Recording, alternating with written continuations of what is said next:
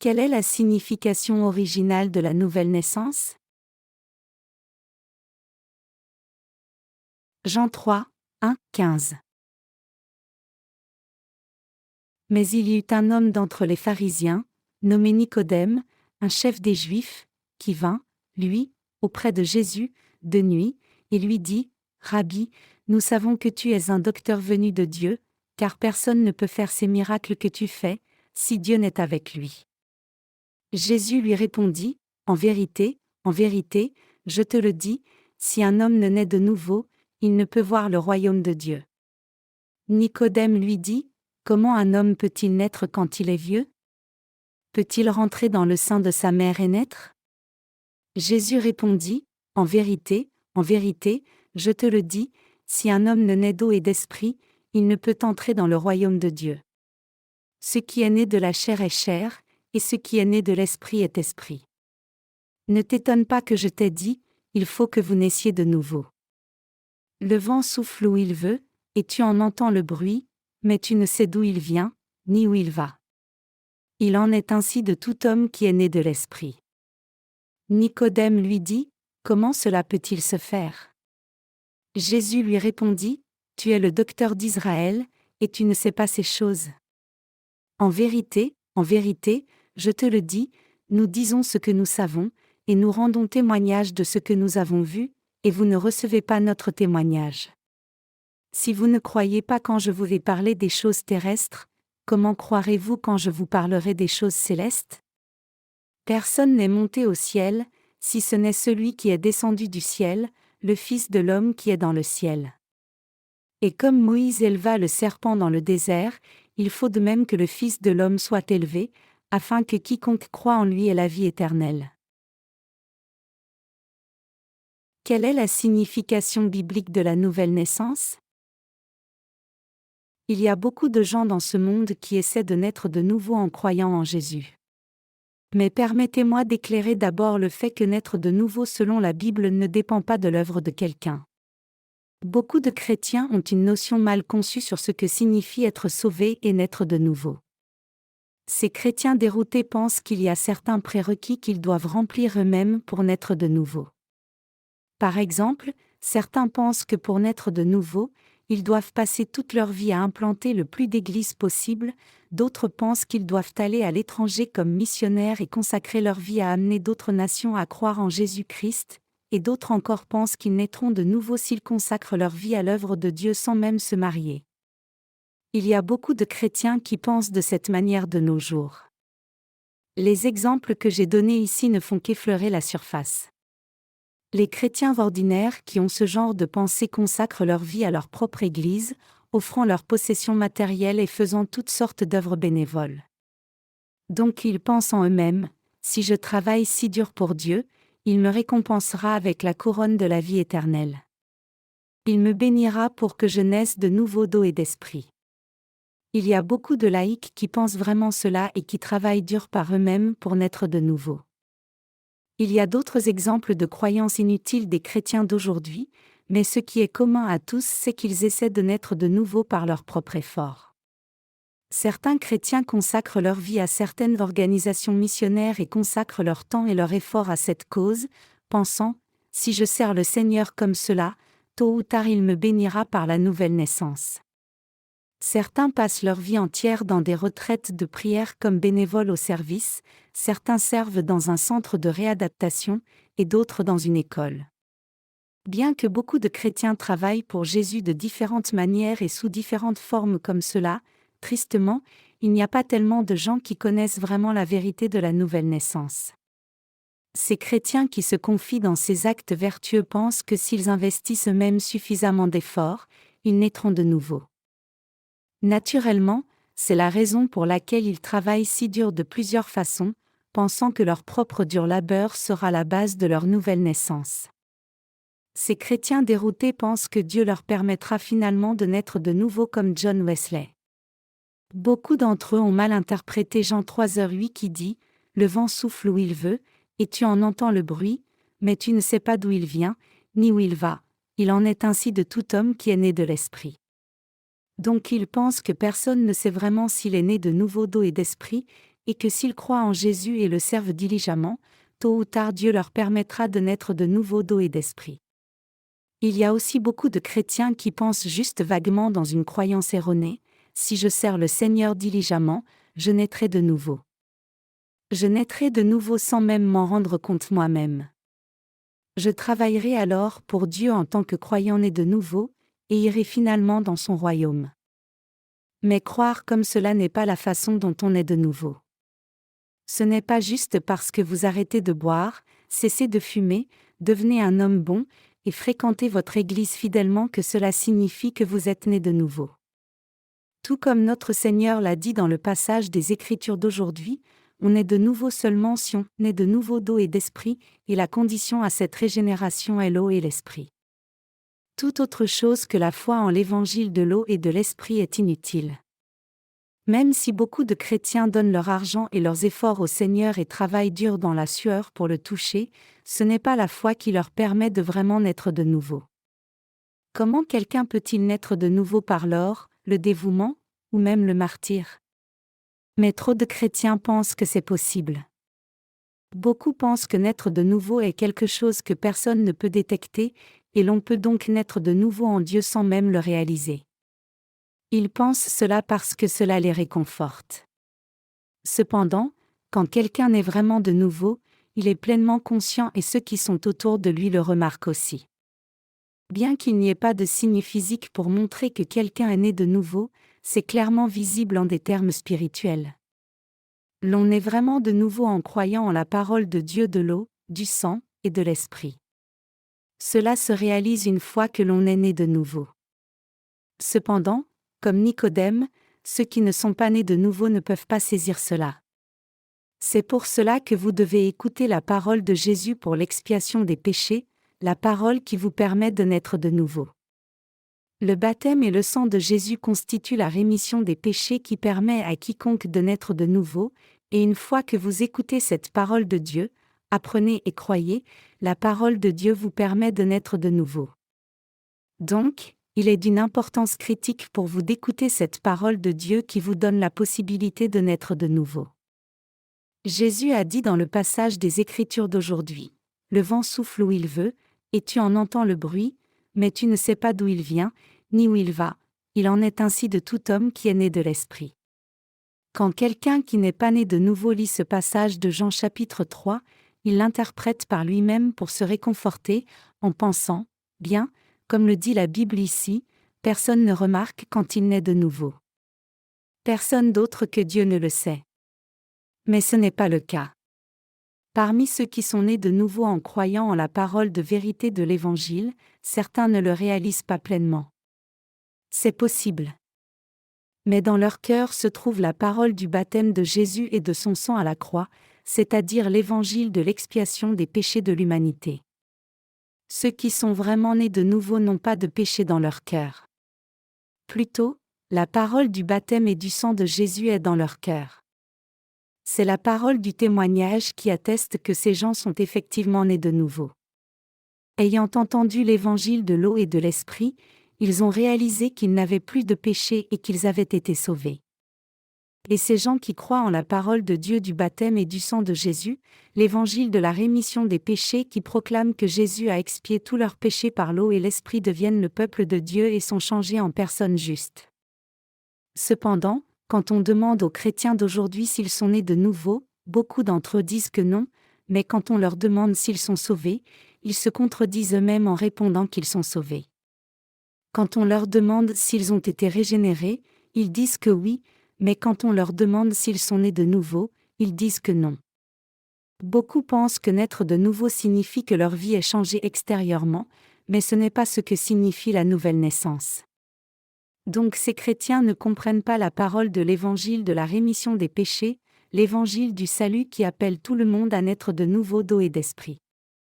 Ainsi, beaucoup de chrétiens professent croire en Jésus sans même réaliser la signification de la parole qui dit que tout le monde doit naître de nouveau. C'est une foi si absurde et honteuse. Mais la réalité du christianisme d'aujourd'hui est que ce genre de foi prévaut non seulement parmi les croyants laïcs mais aussi parmi les ministres.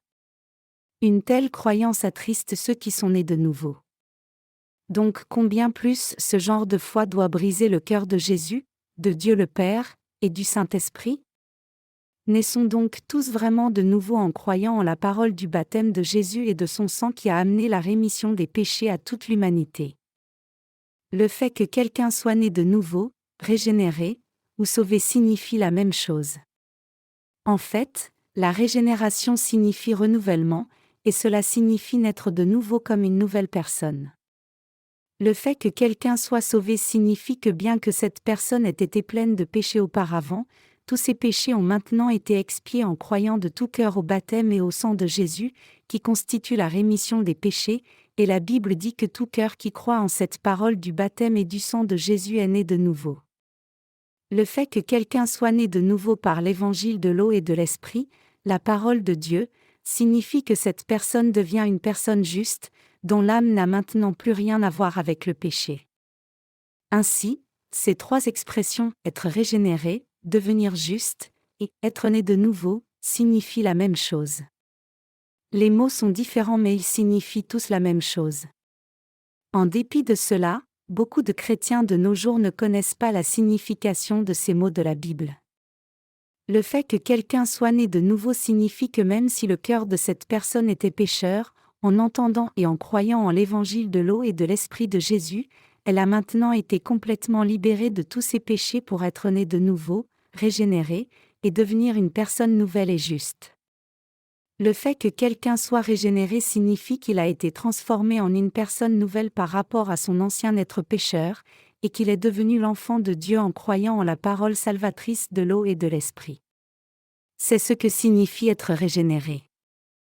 Le fait que quelqu'un soit né de nouveau signifie qu'il a revêtu le baptême de Jésus, est mort avec Jésus de même que ses péchés, et a été ramené à la vie. Cela comprend la foi qui croit que même si quelqu'un était pécheur auparavant, il est maintenant une personne juste pour avoir entendu et cru la parole du baptême et du sang de Jésus. Autrement dit, cette personne était pécheresse par naissance du sein de sa mère, mais maintenant qu'elle est née de nouveau, elle est transformée en une personne juste à la place d'être pécheresse en entendant la parole de l'eau et de l'esprit de Jésus et en croyant en cet évangile de la rémission des péchés qui permet à chacun de naître de nouveau par le baptême de Jésus et son sang. Cette personne peut être semblable à tous les autres dans son apparence extérieure, mais son être intérieur est né de nouveau par la parole du baptême et du sang de Jésus. C'est ce que signifie réellement la nouvelle naissance. Mais seuls très peu de gens réalisent cela. C'est heureux si 1 sur 10 000 chrétiens a une pleine compréhension de ce que signifie naître de nouveau. Me croyez-vous quand je dis que même pas 1 sur 10 000 chrétiens est né de nouveau? Quiconque connaît réellement et croit en l'évangile de l'eau et de l'esprit peut discerner clairement si quelqu'un est né de nouveau ou pas. Vous pouvez aussi le faire, tant que vous êtes né de nouveau par la parole de l'eau et de l'esprit de Jésus. C'est le Seigneur qui régit le vent. Le Seigneur a dit, le vent souffle où il veut, et tu en entends le bruit, mais tu ne sais pas d'où il vient, ni où il va. Il en est ainsi de tout homme qui est né de l'Esprit. Quand le Seigneur a dit cela, il parlait des pécheurs qui ne sont pas nés de nouveau. En d'autres termes, bien que toute personne née de nouveau sache ce que signifie naître de nouveau, Nicodème ne le savait pas, tout comme il ne savait pas d'où venait le vent ni où il allait. Dieu connaît chacun de ceux qui sont nés de nouveau. Et chaque personne née de nouveau sait aussi ce que signifie naître de nouveau. Par contre, ceux qui ne sont pas nés de nouveau ne savent pas ce que signifie réellement naître de nouveau par la grâce de Dieu, tout comme ils ne savent pas d'où vient le vent ni où il va. Qui anime le vent? C'est Dieu. Qui fait lever le vent? C'est Dieu. Qui est le maître de l'univers qui fait souffler le vent dans l'atmosphère terrestre, forme les hautes et basses pressions, change la direction du vent et le flot de l'eau, donne vie à toute chose, et remplir toute créature de vie vibrante. Ce n'est autre que Jésus. Et Jésus est Dieu lui-même.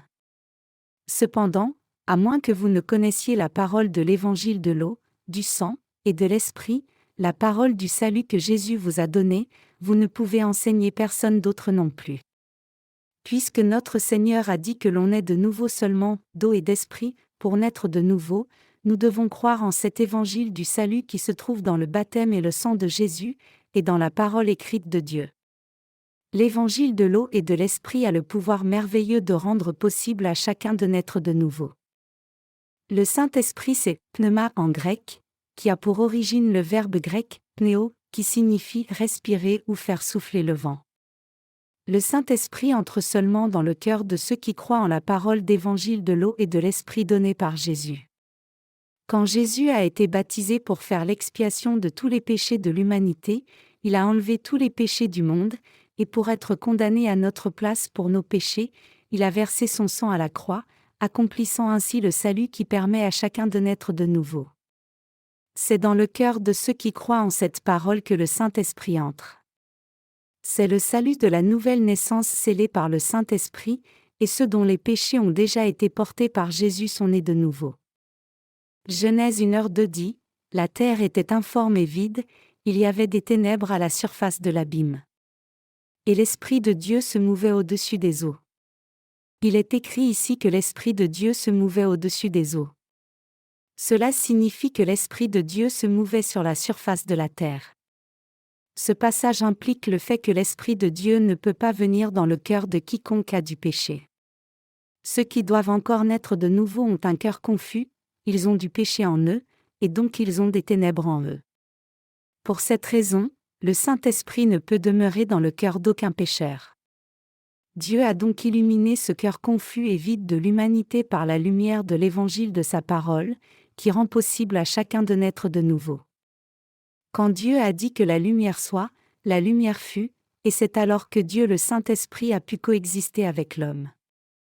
Donc les gens nés de nouveau qui croient en la parole de l'évangile de l'eau et de l'esprit de Jésus ont le Saint-Esprit dans leur cœur. C'est ainsi qu'ils sont nés de nouveau. Ils sont nés de nouveau en entendant et en croyant l'évangile de l'eau et de l'esprit, c'est-à-dire la parole du salut que Jésus leur a donnée. Comment quelqu'un naît de nouveau ? Pour traiter ce sujet, notre Seigneur a dit à Nicodème, un pharisien, « Il faut naître de nouveau d'eau et d'esprit. » Nicodème a demandé alors, « Comment exactement naît-on de nouveau d'eau et d'esprit ? Doit-on retourner dans le ventre de sa mère ?»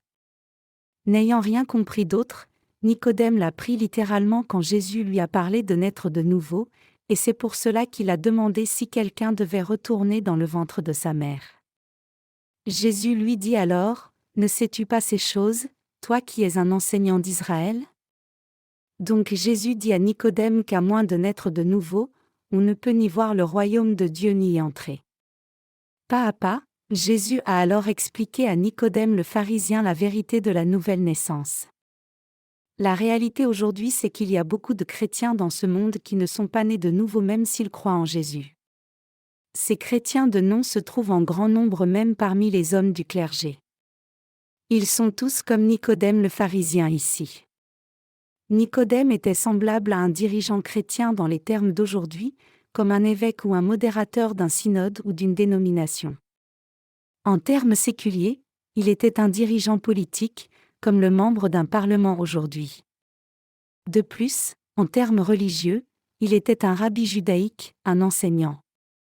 Il était un dirigeant religieux du judaïsme qui croyait en Dieu. C'était un homme très érudit en termes séculiers et en connaissances théologiques.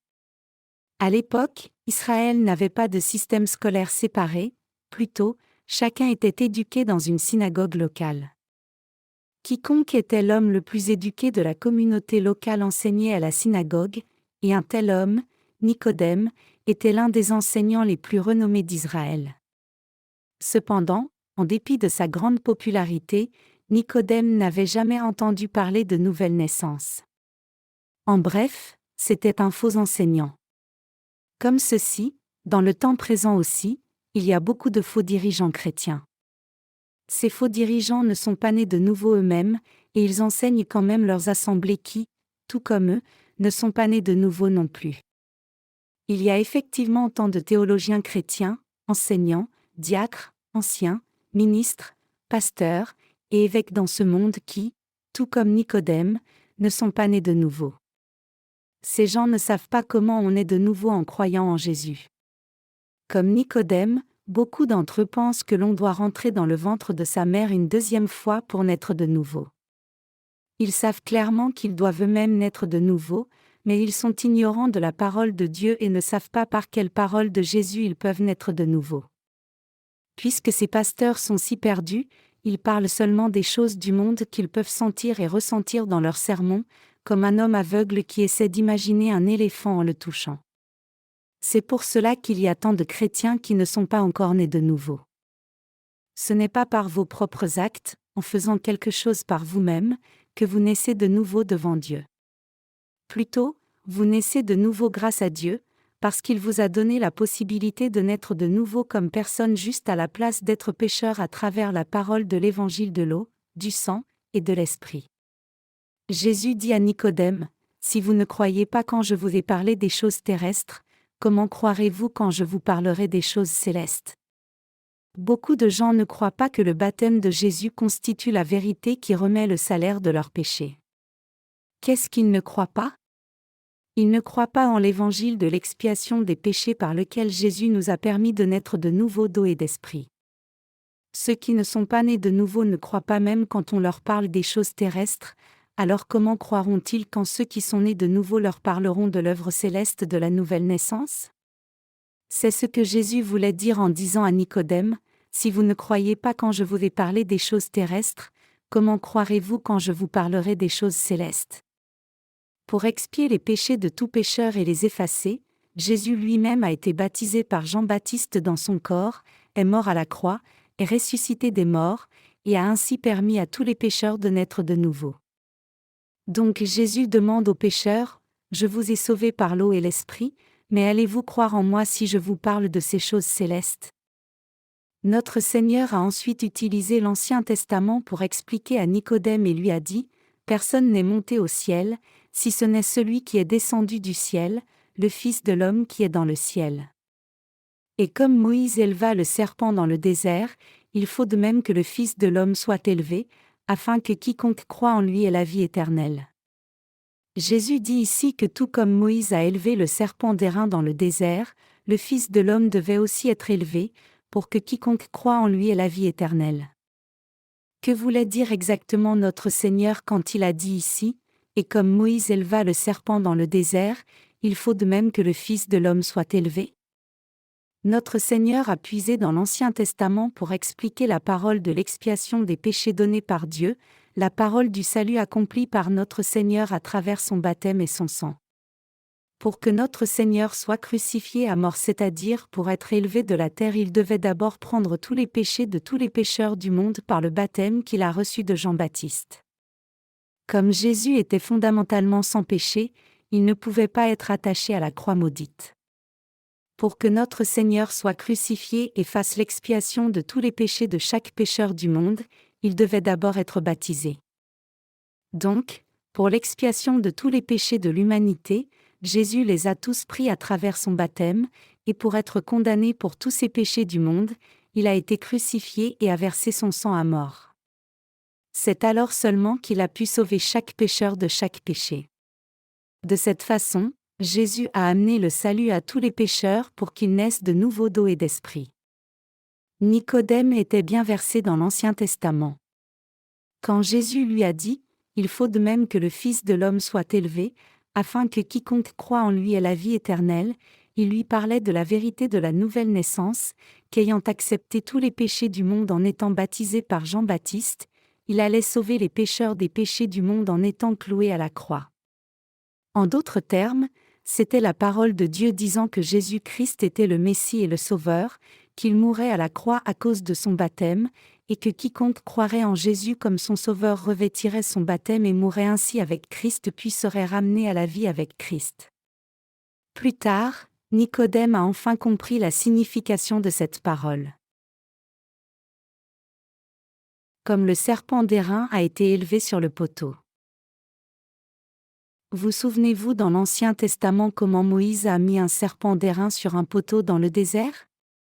Nombre chapitre 21 rapporte que lorsque le peuple d'Israël marchait dans le désert après avoir quitté l'Égypte, il s'est beaucoup découragé à cause des conditions difficiles rencontrées. Donc ils se sont mis à blâmer leurs dirigeants Moïse et Dieu, et à cause de ce péché Dieu a envoyé des serpents venimeux et a déversé sa colère sur eux. Les serpents venimeux ont mordu les Israélites partout dans le camp au désert, et il a fallu peu de temps avant que beaucoup ne commencent à mourir avec de la mousse à la bouche et le corps tout enflé. Cependant, quand Moïse a vu son peuple mourir dans la douleur à cause des morsures de serpents, il a prié Dieu en tant que dirigeant, disant : « Seigneur, veuille sauver ce peuple. » Dieu dit alors à Moïse de faire un serpent d'airain et de l'attacher en haut d'un poteau, et de crier aux gens que quiconque regardait au serpent d'airain sur le poteau vivrait. Moïse dit alors au peuple d'Israël ce que Dieu lui avait dit. Pour les Israélites qui ont cru les paroles de leur dirigeant Moïse et ont regardé au serpent d'airain, le venin des serpents venimeux les a quittés. Cela implique que lorsqu'un homme a été mordu par Satan, le venin doit être enlevé. Quand le peuple d'Israël a cru aux paroles de Moïse et a regardé le serpent d'airain sur le poteau, tous ont été sauvés. Le fait que Moïse ait fixé le serpent d'airain en haut d'un poteau implique la vérité que même si Satan a excité tous les humains à commettre le péché et à blâmer Dieu, notre Seigneur a porté toute la condamnation pour tous les pécheurs en étant baptisé, et il a fait l'expiation de tous ses péchés et mis fin à toute condamnation en étant crucifié à mort. Mordus par le vieux serpent Satan, nous tous humains étions destinés à être mis à mort et condamnés, mais pour sauver des gens comme nous et faire l'expiation de tous les péchés de chacun dans ce monde, le Seigneur a porté tous les péchés de chaque pécheur en étant baptisé, a été crucifié à mort, est ressuscité des morts, et a ainsi délivré tous ses croyants. Dans le récit de l'Ancien Testament sur le serpent d'airain que nous venons de voir, quiconque regardait au serpent d'airain sur le poteau était sauvé. De même, maintenant au temps présent du Nouveau Testament, comme Jésus-Christ a été baptisé par Jean-Baptiste et crucifié pour faire l'expiation des péchés du monde, Dieu a donné la bénédiction de la nouvelle naissance à quiconque croit en Christ comme son Sauveur et en son baptême et son sang du salut. Le Seigneur a fait l'expiation pour tous les péchés de ce monde en étant baptisé par Jean-Baptiste au Jourdain, portant ainsi tous les péchés personnellement, étant crucifié et versant son sang à la croix. Il a ainsi sauvé quiconque croit de tout cœur en son eau et son sang comme son salut.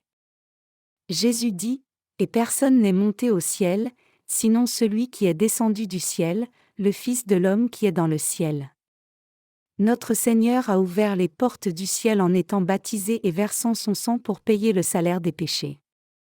Il est écrit : « Je suis le chemin, la vérité et la vie. Nul ne vient au Père que par moi. » Jean 14:6. Comme notre Seigneur a porté tous les péchés de l'humanité en étant baptisé et a ouvert les portes célestes du salut en étant crucifié, il a délivré du péché quiconque croit en Jésus-Christ comme son Sauveur. Il a payé le salaire du péché personnellement pour que quiconque croit en la vérité de l'eau, du sang et de l'Esprit entre dans le royaume des cieux. C'est à travers l'évangile de l'eau et de l'Esprit que le Seigneur a sauvé l'humanité. Donc, le fait que l'on soit né de nouveau signifie que la personne a foi au baptême de Jésus, à son sang, et à sa divinité. Que voulait dire Jésus quand il a déclaré ici : « Et comme Moïse éleva le serpent dans le désert, ainsi il faut que le Fils de l'homme soit élevé » Y avait-il une raison pour que notre Seigneur soit crucifié ? Avait-il commis le péché comme nous ? Était-il faible comme nous ? Avait-il des manquements comme nous ? Non, bien sûr que non. Alors pourquoi notre Seigneur devait-il être attaché à l'arbre maudit de la croix ? C'est pour faire l'expiation de tous les péchés du monde, des vôtres et des miens aussi, et pour sauver et délivrer tous ceux qui croient en Jésus de tous les péchés en étant baptisés et versant son sang à la croix. Jésus-Christ a sauvé tous ceux qui croient en son eau et en son sang comme leur salut des péchés. Puisque le Seigneur a porté tous vos péchés et les miens personnellement en étant baptisé au Jourdain, il a pu être crucifié sur l'arbre maudit de la croix, et comme il a porté tous les péchés du monde à travers son baptême, les a emmenés à la croix, et a été crucifié pour verser son sang à la croix, il nous a tous sauvés. Donc c'est la parole de la rémission des péchés qui nous a permis de naître de nouveau pour une nouvelle vie comme ceux qui croient au baptême de Jésus et en son sang comme notre salut et l'expiation de nos péchés. La Bible dit clairement que quelqu'un naît de nouveau quand il croit au baptême de Jésus et en son sang à la croix. C'est en croyant en la parole écrite de Dieu de l'eau, du sang et de l'Esprit, c'est-à-dire l'évangile de l'expiation des péchés, que nous devenons enfants de Dieu.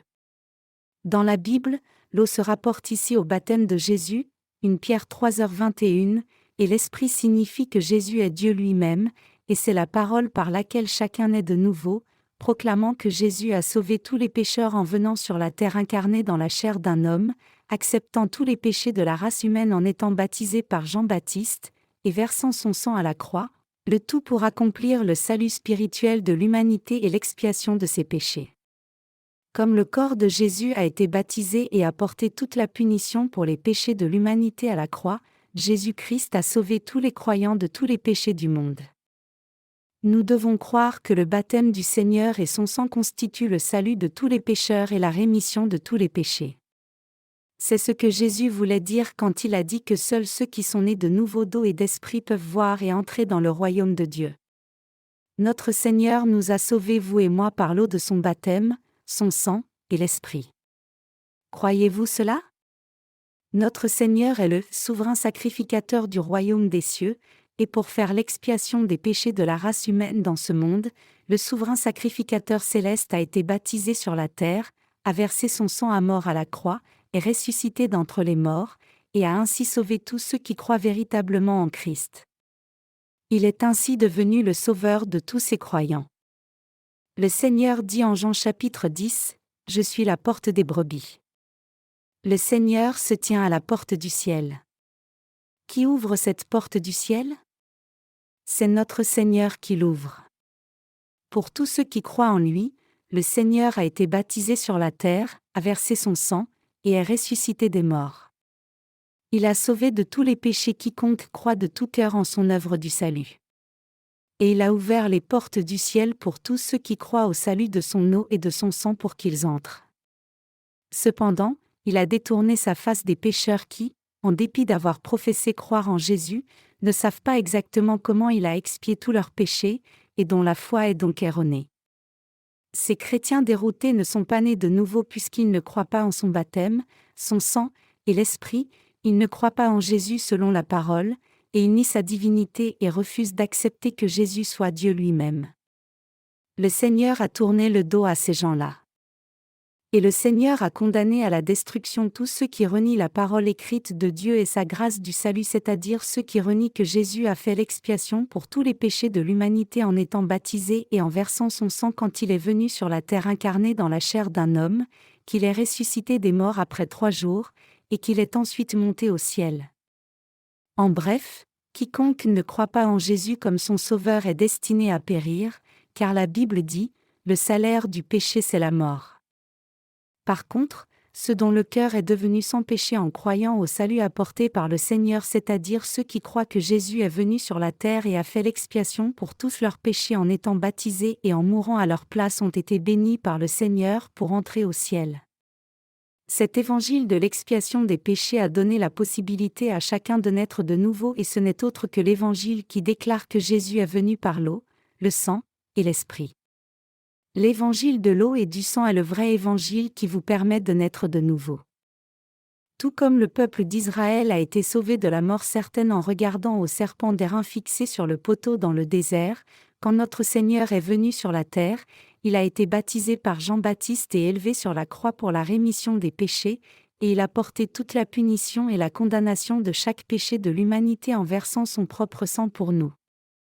Jésus-Christ a ainsi donné la possibilité à chacun d'être sauvé en croyant en ce salut apporté à la race humaine entière. C'est par l'évangile de l'expiation des péchés que l'on est de nouveau. Cet évangile de vérité est la vraie voie du salut pour vous et moi, et la délivrance de la race humaine. Croyez-vous cela?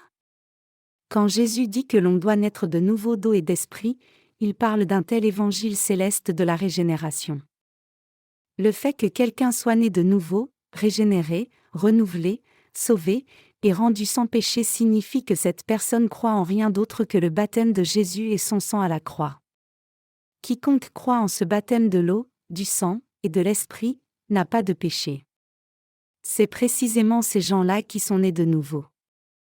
Cependant, la triste réalité aujourd'hui, c'est que presque toute personne dans ce monde, y compris presque tous les chrétiens, ne réalise pas ce fait, tout comme Nicodème au départ. En des termes du monde, Nicodème était un grand homme. Il était membre du Sanhédrin. Ici en Jean 3, 1, 15, la Bible rapporte la conversation que Jésus a eue avec Nicodème. Plus tard, quand Jésus a été crucifié à mort, le même Nicodème est venu pour ensevelir le corps de Jésus. Il est allé vers Pilate et a demandé le corps de Jésus, pour qu'il puisse lui donner une sépulture correcte, et il l'a enseveli dans la tombe que Joseph d'Arimathée avait préparée pour lui-même.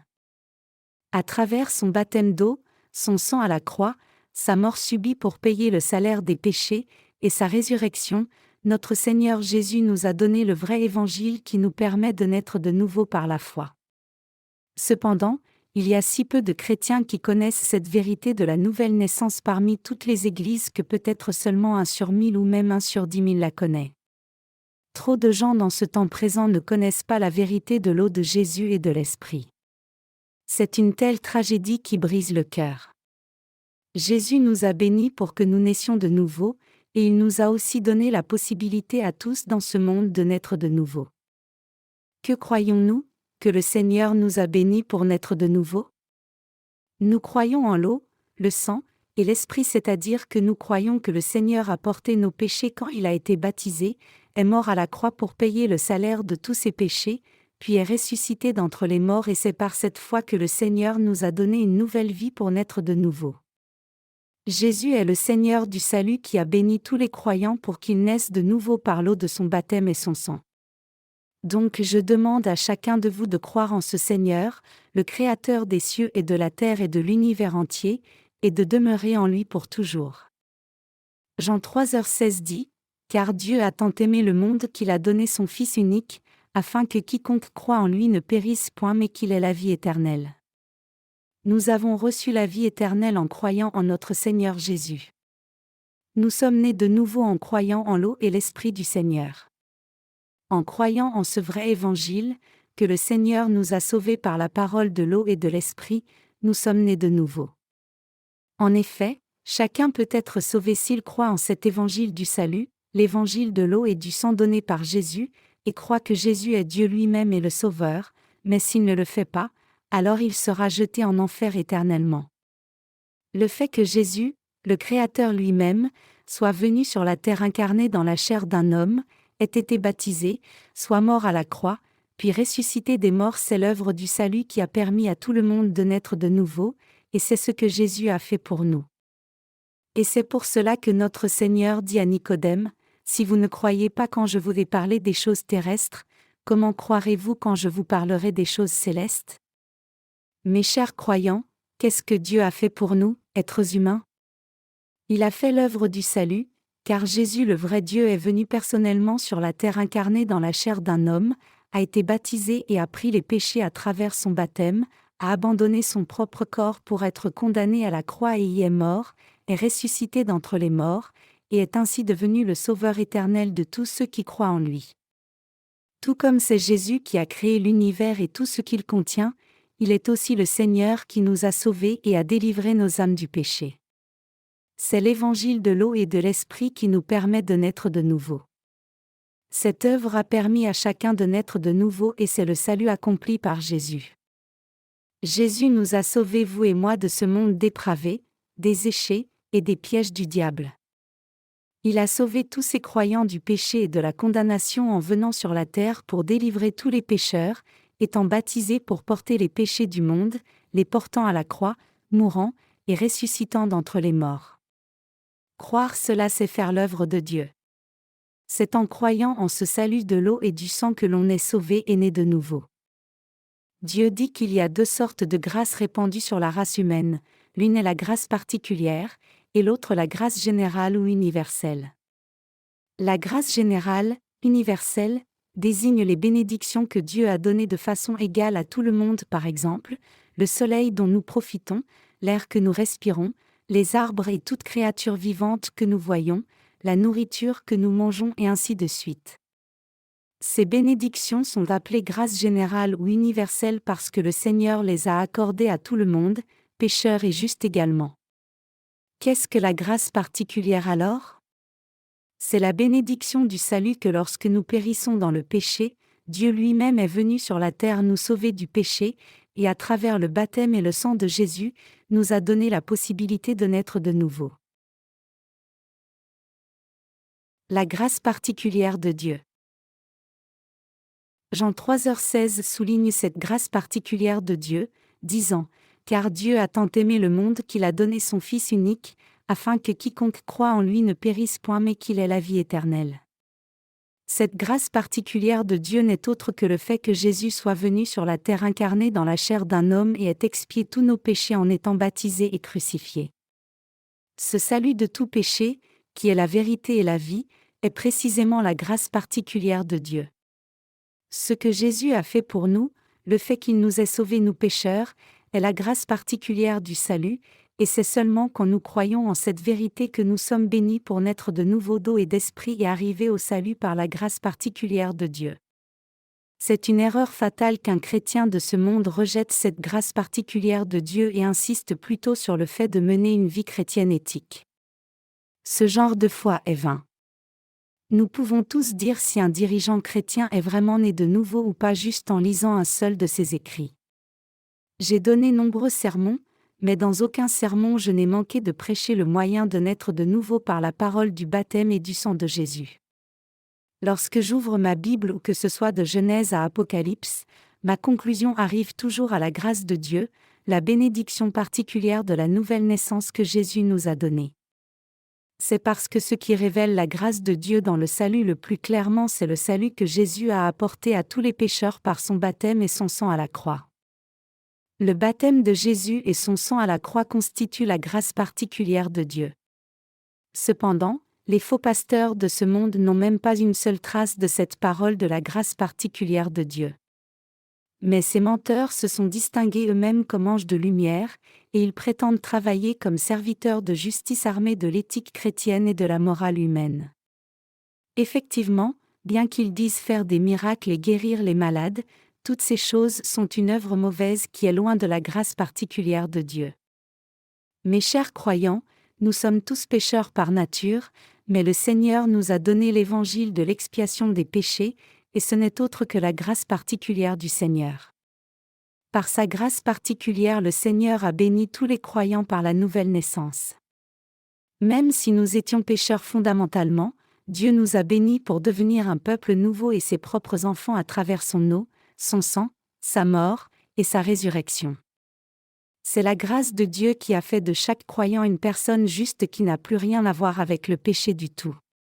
Croyez-vous cela? Cela vous est-il arrivé à vous aussi? Le baptême de Jésus et son sang, sa mort et sa résurrection ne sont autres que les composants de la grâce particulière que le Seigneur nous a donnée à travers la parole de l'eau et de l'esprit. C'est l'évangile de la grâce particulière de Dieu. Et je rends grâce à notre Seigneur de nous avoir sauvés de cette façon. Aujourd'hui, cependant, la triste réalité c'est que la plupart des chrétiens ne connaissent pas l'évangile de Dieu avec le baptême et le sang de Jésus qui nous ont été amenés à nous pécheurs par sa grâce, la vérité de la nouvelle naissance d'eau et d'esprit. Cela brise mon cœur de voir que tant de gens croient en leur propre doctrine chrétienne à la place, pratiquant le christianisme seulement comme une question de religion et s'attachant à ses enseignements éthiques, restant ainsi incapables de naître de nouveau. Il y a nombreux chrétiens en Corée et dans le monde entier qui professent croire en Jésus. Le christianisme lui-même a une longue histoire qui date de plus de 2000 ans, et cela fait environ 500 ans que la réforme a eu lieu. En dépit de cela, il y a toujours tant de chrétiens qui sont si ignorants qu'ils ne connaissent même pas la vérité de la nouvelle naissance, la grâce particulière de Dieu. Mais je crois que le Seigneur fera rapidement connaître la vérité à tous en ces temps de la fin. Un pécheur peut devenir une personne juste et entrer au ciel seulement s'il naît de nouveau par la parole de l'eau et de l'esprit. Nombreux chrétiens cherchent à naître de nouveau et font de leur mieux pour y arriver. Mais quiconque dit que l'on doit naître de nouveau sans savoir ce que signifie réellement naître de nouveau n'est pas plus qu'un pratiquant religieux menteur. Même si les chrétiens entendent tout le temps qu'on peut entrer au ciel seulement si l'on est de nouveau, la plupart ne savent pas exactement par quelle parole on est réellement de nouveau. Plutôt, ils supposent simplement par eux-mêmes qu'ils sont nés de nouveau juste parce qu'ils croient en Jésus d'une façon ou d'une autre, parce qu'ils ont eu une expérience religieuse, ou parce qu'ils ont traversé des expériences émotionnelles inhabituelles. Ces chrétiens mènent en fait une vie de superstition à la place d'une vie de foi. La parole de Dieu est ce qui vous permet de naître de nouveau. Contrairement aux croyances de la plupart des chrétiens, la Bible dit clairement en 1 Jean 5, 3-6 que l'on est vraiment de nouveau par la parole de Dieu, c'est-à-dire l'eau, le sang et l'esprit, et que ce sont les éléments de base qui permettent à quelqu'un de naître de nouveau. En tant que ceux qui croient en Jésus, nous devons tous nous rappeler clairement ici que nous sommes nés de nouveau seulement en croyant en la parole écrite de Dieu, c'est-à-dire en la vraie parole de l'eau, du sang et de l'esprit. Il est absolument impératif que nous saisissions ici que personne ne naît de nouveau juste parce qu'il a une vision, parle en langue, ou expérimente une sorte de changement physique inhabituel. Le Seigneur dit clairement en Jean chapitre 3 qu'à moins de naître de nouveau d'eau et d'esprit, on ne peut entrer dans le royaume des cieux. Pour naître de nouveau, un chrétien de nom doit renouveler sa foi en Jésus. Quand les gens croient en Jésus la première fois, ils croient habituellement seulement en des termes religieux. Puis ils réalisent leur péché à travers la loi, qui est composée des commandements de Dieu. D'abord, quand quelqu'un croit en Jésus, il réalise qu'il est un pécheur dépravé, mais cette réalisation n'a lieu qu'en des termes religieux, et c'est une conclusion qui vient de la loi, des commandements de Dieu. Cependant, l'on ne doit pas croire en Jésus seulement comme une question de religion, comme si le christianisme était juste l'une des nombreuses religions du monde. Le christianisme n'est pas juste une religion. C'est la voie du salut qui amène la vie. Cependant, trop de gens pensent et croient au christianisme seulement comme un sujet de religion, mais il n'y a rien à gagner à croire en Jésus comme cela.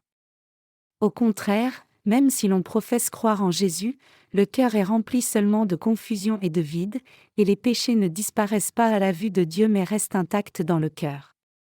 N'est-ce pas vrai? Je suis certain que lorsque ces gens ont cru en Jésus, aucun ne voulait être un hypocrite comme les pharisiens.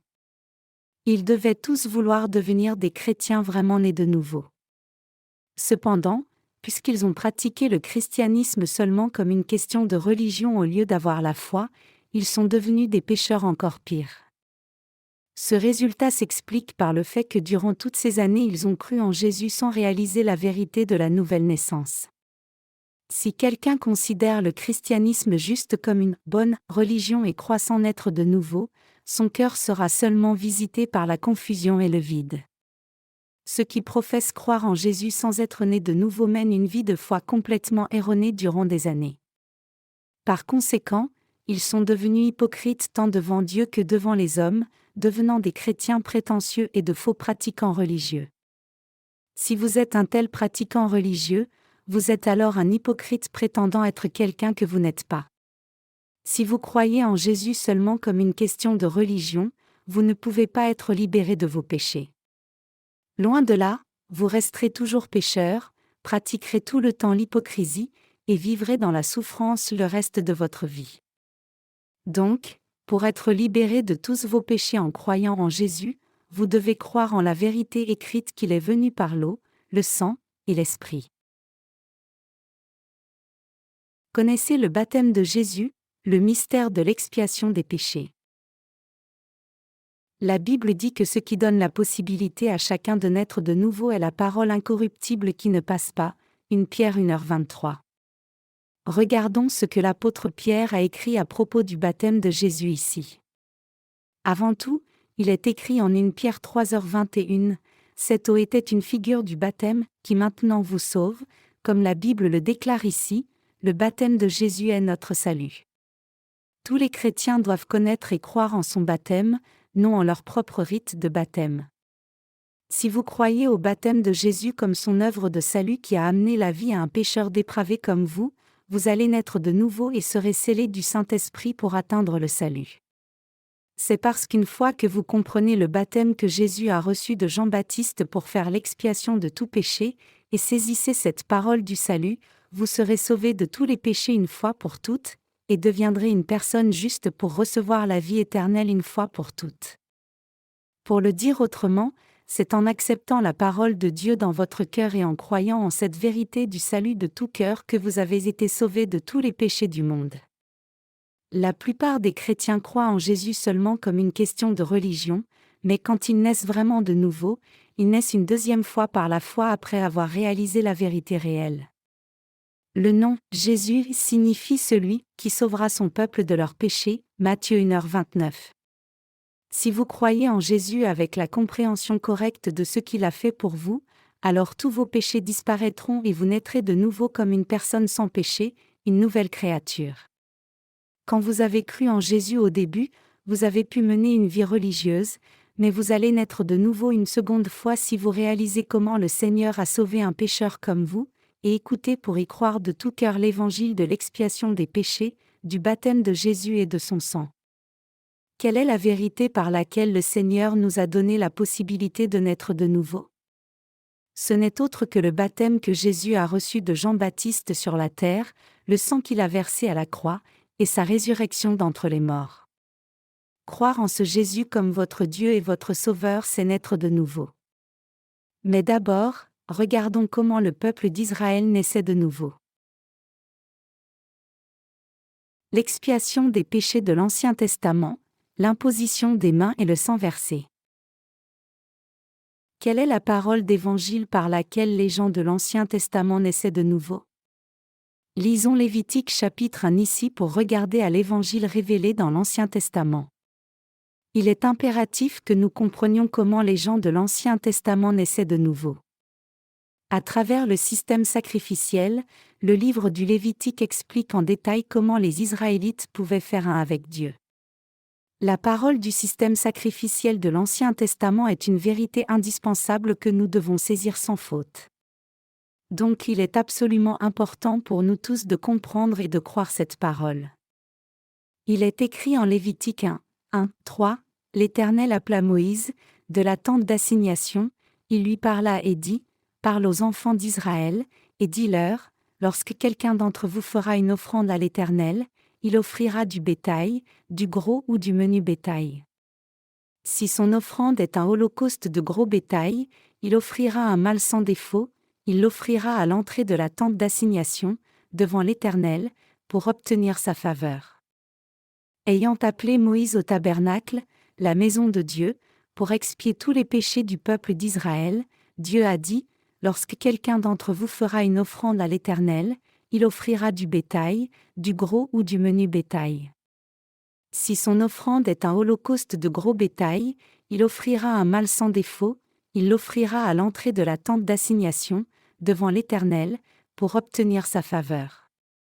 Ici, lorsque le peuple d'Israël commettait le péché en enfreignant la loi de Dieu, ils étaient remis de leur péché quotidien en offrant un animal sans défaut à Dieu. Cependant, les animaux sacrifiés à Dieu n'étaient pas juste des animaux, il fallait invariablement que ce soit des animaux sans défaut spécifiés par Dieu. Et pour être acceptables pour le plaisir de Dieu, les animaux devaient être sacrifiés selon ces conditions.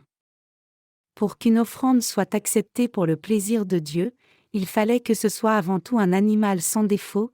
Deuxièmement, un pécheur devait transférer ses péchés sur l'animal en posant les mains sur sa tête.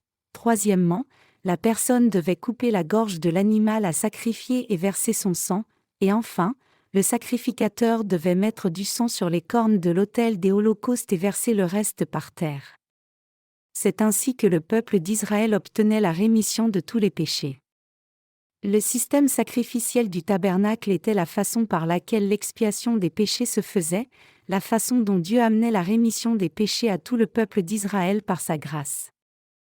Composé des commandements établis par Dieu et de règles éthiques spécifiques à faire et à ne pas faire de la vie quotidienne, la loi donnée par Dieu n'a pas moins de 613 règles.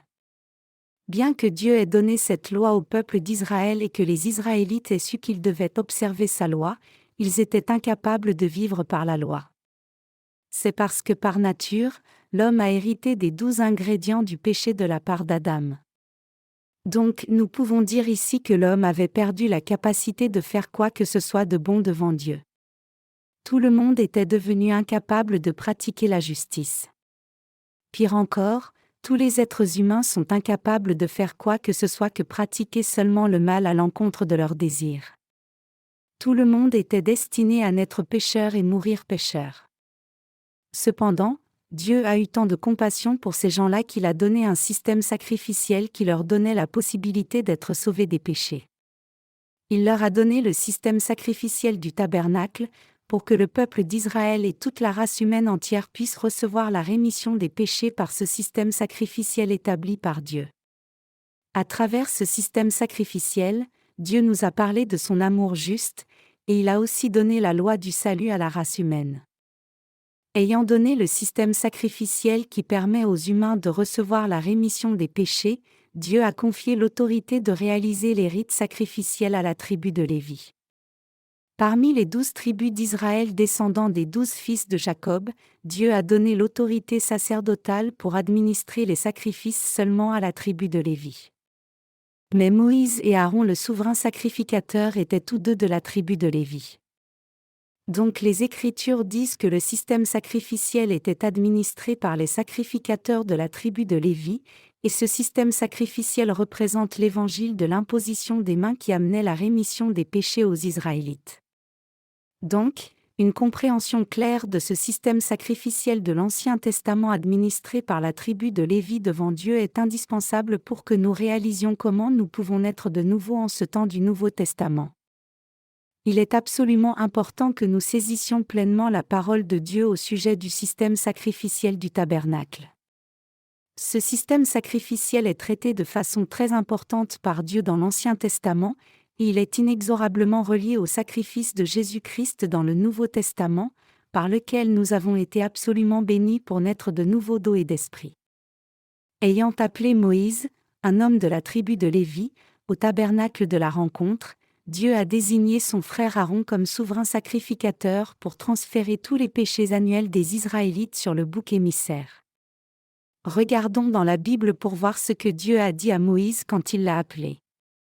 Il est écrit en Lévitique 1h2, « Parle aux fils d'Israël, et dis-leur, lorsque quelqu'un d'entre vous fera une offrande à l'Éternel, il offrira du bétail, point du gros ou du menu bétail. » Dieu avait déjà fixé les animaux sacrificiels qui porteraient les péchés des Israélites.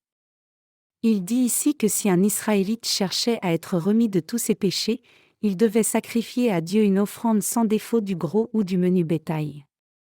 Comme c'est écrit, Dieu dit aussi ici, si son offrande est un holocauste de gros bétail, il offrira un mâle sans défaut, il l'offrira à l'entrée de la tente d'assignation devant l'Éternel, pour obtenir sa faveur. Dans la Bible, un holocauste désigne le sacrifice par lequel un pécheur transférait ses péchés sur un animal sacrificiel et le faisait condamner à sa place, au lieu du pécheur qui devait mourir pour ses péchés devant Dieu. L'offrande ici devait être acceptable au plaisir de Dieu. Comment alors, les Israélites devaient-ils faire le sacrifice pour que Dieu l'accepte avec plaisir? La réponse se trouve au verset 4. Dieu dit au verset 4, « Il posera sa main sur la tête de l'holocauste, qui sera agréé de l'Éternel, pour lui servir d'expiation. » Le point crucial auquel vous devez accorder une attention particulière ici est que l'on devait poser sa main sur la tête de l'holocauste. Cela signifie que pour qu'une offrande sacrifiée soit acceptée par Dieu, on devait poser ses mains sur la tête de l'offrande. Quand un pécheur posait ses mains sur la tête de l'holocauste, ses péchés étaient transférés sur l'animal sacrificiel, et donc avant de sacrifier l'offrande à Dieu, le pécheur devait d'abord transférer ses péchés sur l'animal sacrificiel en posant les mains sur sa tête. C'est seulement quand cette condition était remplie que Dieu acceptait l'offrande avec plaisir à la place de la mort nécessaire du pécheur. Dans l'Ancien Testament, lorsque les gens d'Israël commettaient un péché ou manquaient de vivre selon la loi de Dieu, ils devaient sacrifier un animal sans défaut à Dieu à leur place. Et avant de sacrifier l'offrande à Dieu, ils devaient d'abord transférer les péchés sur l'animal sacrificiel en posant les mains sur sa tête. Ils devaient ensuite tuer l'animal sacrificiel qui avait accepté les péchés et prendre son sang. Le sacrificateur prenait alors ce sang, on mettait sur les cornes de l'autel des holocaustes, et versait le reste par terre. C'est ainsi que Dieu avait donné la possibilité au peuple d'Israël de recevoir la rémission des péchés selon la loi établie par Dieu. Pour payer le salaire de leurs péchés et en être libérés, les Israélites devaient offrir un sacrifice à Dieu selon ces conditions. Il est écrit en Lévitique 1h5, il égorgera le veau devant l'Éternel, et les sacrificateurs, fils d'Aaron, offriront le sang, et le répandront tout autour sur l'autel qui est à l'entrée de la tente d'assignation. Le système sacrificiel inscrit dans les Écritures est une vérité essentielle que nous devons tous saisir sans faute et comprendre pleinement dans nos pensées. L'autel des holocaustes était situé près de la porte du tabernacle, et les 4 coins avaient des cornes. Une fois qu'un pécheur transférait ses péchés sur l'agneau sacrificiel en posant les mains sur sa tête et prenait son sang en coupant sa gorge, le sacrificateur prenait ce sang de l'agneau et en mettait sur les 4 cornes de l'autel des holocaustes. Dans la Bible, les cornes de l'autel des holocaustes désignent le livre du jugement, Jérémie 17h1, et donc, le fait que le sang de l'animal sacrificiel soit mis sur les cornes signifie que l'animal sacrificiel versait son sang à la place du pécheur pour payer le salaire de ses péchés. Donc Dieu remettait les péchés du pécheur grâce à l'animal sacrificiel, l'imposition des mains du pécheur, et le sang de l'animal versé sur les cornes de l'autel des holocaustes. Pourquoi l'animal sacrificiel devait-il verser son sang ? C'est parce que le salaire du péché c'est la mort. L'animal sacrificiel devait verser son sang parce que la vie de toute chair se trouve dans son sang. La Bible dit en Hébreux chapitre 9, « Sans effusion de sang, il n'y a point de pardon ». C'est pour cela que la loi de Dieu qui demandait la mort comme salaire du péché était satisfaite par la mort de l'animal sacrificiel. Ce sang aurait dû être versé par le pécheur lui-même, mais l'animal sacrificiel était mis à mort à sa place, et donc le sacrificateur mettait le sang de l'animal sur les 4 cornes de l'autel des holocaustes. Ces cornes désignent les livres des œuvres et les livres du jugement décrits en Apocalypse 20, 11-15 dans le Nouveau Testament.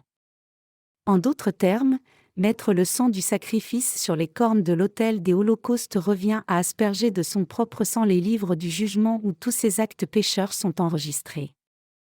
Le fait que le sang de l'animal soit mis sur les cornes de l'autel des holocaustes témoignait du fait que le pécheur avait fait l'expiation de ses péchés par l'imposition de ses mains et le sang de son offrande sacrificielle. Les péchés de tout le monde commis devant Dieu sont inscrits à 2 endroits. L'une est la table du cœur humain, et l'autre c'est le livre du jugement devant Dieu. La Bible dit que chacun des péchés commis par quelqu'un sont marqués à ces 2 endroits, dans le cœur de la personne et dans le livre du jugement devant Dieu. Il est écrit en Jérémie 17h1, « Le péché de Juda est écrit avec un burin de fer, avec une pointe de diamant, il est gravé sur la table de leur cœur, et sur les cornes de vos autels. » Ailleurs en Lévitique 17h11, la Bible dit aussi, « La vie de la chair est dans le sang. » Le sang est la vie d'une personne, et c'est le sang qui amène la rémission des péchés. C'est pour cela que le sang de l'animal sacrificiel était mis sur les cornes de l'autel des holocaustes, pour montrer que l'animal avait pris toute la condamnation du péché à la place du pécheur, Hébreux 9h22. Il est écrit en Lévitique 1, 6-9, il dépouillera l'holocauste, et le coupera par morceaux. Les fils du sacrificateur Aaron mettront du feu sur l'autel, et arrangeront du bois sur le feu. Les sacrificateurs, fils d'Aaron, poseront les morceaux, la tête et la graisse, sur le bois mis au feu sur l'autel. Comme vu ici, le sacrificateur coupait l'animal sacrificiel en morceaux et les brûlait sur l'autel des holocaustes pour les offrir à Dieu, et ce sacrifice s'appelle un holocauste ou une offrande par le feu. Cette offrande ici implique que lorsque nous commettons le péché devant Dieu, nous devons être mis à mort tout comme l'animal sacrificiel, verser notre propre sang pour nos péchés, être jetés dans le feu de l'enfer, et porter le jugement du feu à cause de nos péchés. Cet holocauste était le sacrifice par lequel Dieu rendait son juste jugement pour le péché. À travers l'holocauste de l'animal sacrificiel, c'est-à-dire par l'imposition des mains du pécheur sur l'animal sacrificiel, son sang et sa mort, et son sacrifice comme holocauste, Dieu a accompli la loi de sa justice et la loi de son amour. Puisque Dieu est un Dieu juste, il devait transférer les péchés des Israélites sur l'animal sacrificiel et condamner les animaux à leur place en les brûlant dans le feu, et puisque Dieu aimait les Israélites, il jugeait tous leurs péchés à travers les sacrifices d'holocauste au lieu de condamner les Israélites. Et au temps du Nouveau Testament, puisque notre Seigneur nous a aimés, il a été baptisé à notre place, a versé son sang et est mort sur la croix à notre place, et est ainsi devenu notre propre propitiation. Ce salut du péché a été accompli par Jésus à travers son baptême et son sang pour sauver tous les croyants de tous les péchés du monde une fois pour toutes. L'expiation des péchés quotidiens des Israélites dans l'Ancien Testament. Il est écrit en Lévitique 4, 27-31, si c'est quelqu'un du peuple qui a péché involontairement, en faisant contre l'un des commandements de l'Éternel des choses qui ne doivent point se faire et en se rendant ainsi coupable, et qu'il vienne à découvrir le péché qu'il a commis, il offrira en sacrifice une chèvre, une femelle sans défaut, pour le péché qu'il a commis. Il posera sa main sur la tête de la victime expiatoire, qu'il égorgera dans le lieu où l'on égorge les holocaustes. Le sacrificateur prendra avec son doigt du sang de la victime, il en mettra sur les cornes de l'autel des holocaustes, et il répandra tout le sang au pied de l'autel. Le sacrificateur ôtera toute la graisse, comme on ôte la graisse du sacrifice d'action de grâce, et il la brûlera sur l'autel, et elle sera d'une agréable odeur à l'Éternel. C'est ainsi que le sacrificateur fera pour cet homme l'expiation, et il lui sera pardonné. En tant que descendants d'Adam, le peuple d'Israël et nous tous sommes nés dans le monde comme rien de plus qu'un tas de péchés depuis le départ. Donc le cœur humain est rempli de toutes sortes de péchés. L'homme est rempli de tous et de chacun des péchés, des mauvaises pensées aux désirs envieux, de meurtre, d'arrogance, de vol, et de mensonge. Dans l'Ancien Testament, pour que ces gens soient remis de leurs péchés quotidiens, ils devaient amener un animal sans défaut en sacrifice à Dieu d'abord, puis ils devaient transférer leurs péchés sur l'animal une fois pour toutes en posant leurs mains sur sa tête alors que le sacrificateur les regardait devant l'autel des holocaustes, et ils devaient tuer cet animal puis donner le sang au sacrificateur. Le sacrificateur administrait alors les rites sacrificiels restants et offrait l'animal à Dieu, et par conséquent les gens d'Israël pouvaient être remis de tous leurs péchés quotidiens et rentrer chez eux sans péché.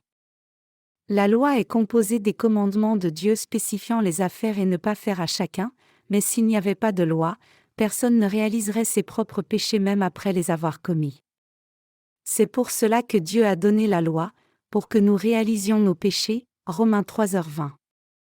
À travers cette loi de Dieu, donc, nous devons d'abord réaliser ce qu'est le péché.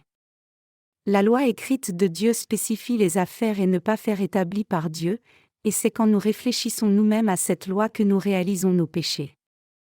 Vos péchés ne sont pas mesurés sur la base de votre propre conscience, plutôt, c'est quand vous vous reflétez dans la loi de Dieu que vous réalisez vos péchés. Bien que Dieu veuille expier les péchés de tout le monde, il ne peut expier les péchés de quelqu'un qui pense qu'il n'a pas de péché. Donc, pour recevoir la rémission des péchés, on doit d'abord réaliser qu'on est pécheur. Quand les gens d'Israël commettaient un péché, la plupart ne commettaient pas le péché intentionnellement, mais ils péchaient involontairement dans leur vie parce qu'ils étaient tous nés pécheurs par nature. Tout péché commis par les faiblesses de quelqu'un s'appelle une transgression. La Bible dit que toutes ces fautes, intentionnelles ou involontaires, sont des péchés. Par nature, chacun est imparfait. Le peuple d'Israël était aussi faible, et c'est pour cela que les gens commettaient des péchés et des transgressions involontairement. Les péchés et les transgressions de l'humanité sont distingués comme suit: les mauvais désirs et les pensées dans le cœur de quelqu'un sont appelés péchés, et ceux qui sont traduits en actes suite à ces péchés sont appelés transgressions, Éphésiens 2h1. Et ces deux, les péchés et les transgressions, sont collectivement appelés le péché du monde. Dans l'Ancien Testament, tous les péchés étaient transférés par l'imposition des mains. Cela comprenait la croyance qu'une fois que l'on avait transféré ses péchés sur l'animal sacrificiel en posant ses mains sur sa tête, on ne devait plus mourir pour ses péchés, puisque devenu sans péché. C'est ainsi que les deux lois de Dieu, l'amour de Dieu et son juste jugement, s'accomplissaient véritablement toutes deux. Quand Dieu nous a créés nous humains, il nous a fait à partir de la poussière, et donc nous ne sommes rien de plus qu'une poignée de poussière. Le fait que le sang de l'animal sacrificiel soit versé par terre, poussière, à la base de l'autel des holocaustes et mis sur les cornes signifiait que le salaire du péché était payé devant Dieu et dans le cœur des Israélites. Cela se faisait parce que les péchés inscrits dans le cœur avaient été expiés par le sang du sacrifice. Il est écrit, le sacrificateur ôtera toute la graisse, comme on ôte la graisse du sacrifice d'action de grâce, et il la brûlera sur l'autel, et elle sera d'une agréable odeur à l'Éternel. C'est ainsi que le sacrificateur fera pour cet homme l'expiation, et il lui sera pardonné.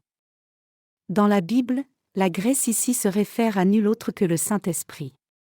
Donc, pour faire l'expiation de nos péchés, nous devons offrir un sacrifice à Dieu selon ses conditions, et nous devons accepter la rémission des péchés dans notre cœur selon le système sacrificiel du salut établi par Dieu. Dieu a dit au peuple d'Israël de lui consacrer une offrande parmi leurs agneaux, leurs boucs ou leurs taureaux. Ces animaux sacrificiels dans l'Ancien Testament étaient consacrés parce qu'ils ruminaient et avaient le sabot fendu. Le taureau, par exemple, est un animal qui rumine. Les animaux sacrificiels à Dieu devaient être sans défaut parce que Jésus-Christ, qui allait être conçu par le Saint-Esprit, allait devenir notre propre propitiation. Les gens de l'Ancien Testament pouvaient être remis de leurs péchés quand ils transféraient leurs péchés sur un animal sans défaut comme une brebis ou un bouc en posant leurs mains sur sa tête, et le sacrificateur faisait le sacrifice pour eux.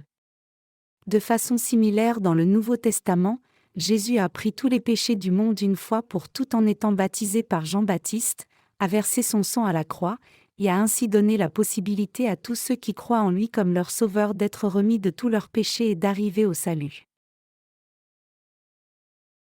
Quand le sacrificateur faisait l'expiation de leurs péchés, les Israélites pouvaient être remis de leurs péchés.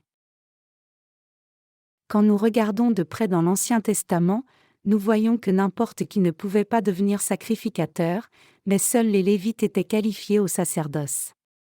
Tout sacrificateur devait être lévite et descendant d'Aaron absolument. Si quelqu'un d'une autre tribu par exemple, quelqu'un de la tribu royale de Juda essayait d'assumer le sacerdoce ou d'administrer les rites sacrificiels, il était puni de lèpre ou tué par Dieu sur le champ. En établissant l'institution du système sacrificiel, Dieu a fixé à l'avance que tout sacrificateur devait être descendant d'Aaron sans faute. Aaron faisait le service du rite sacrificiel de Yom Kippour, le jour de l'expiation.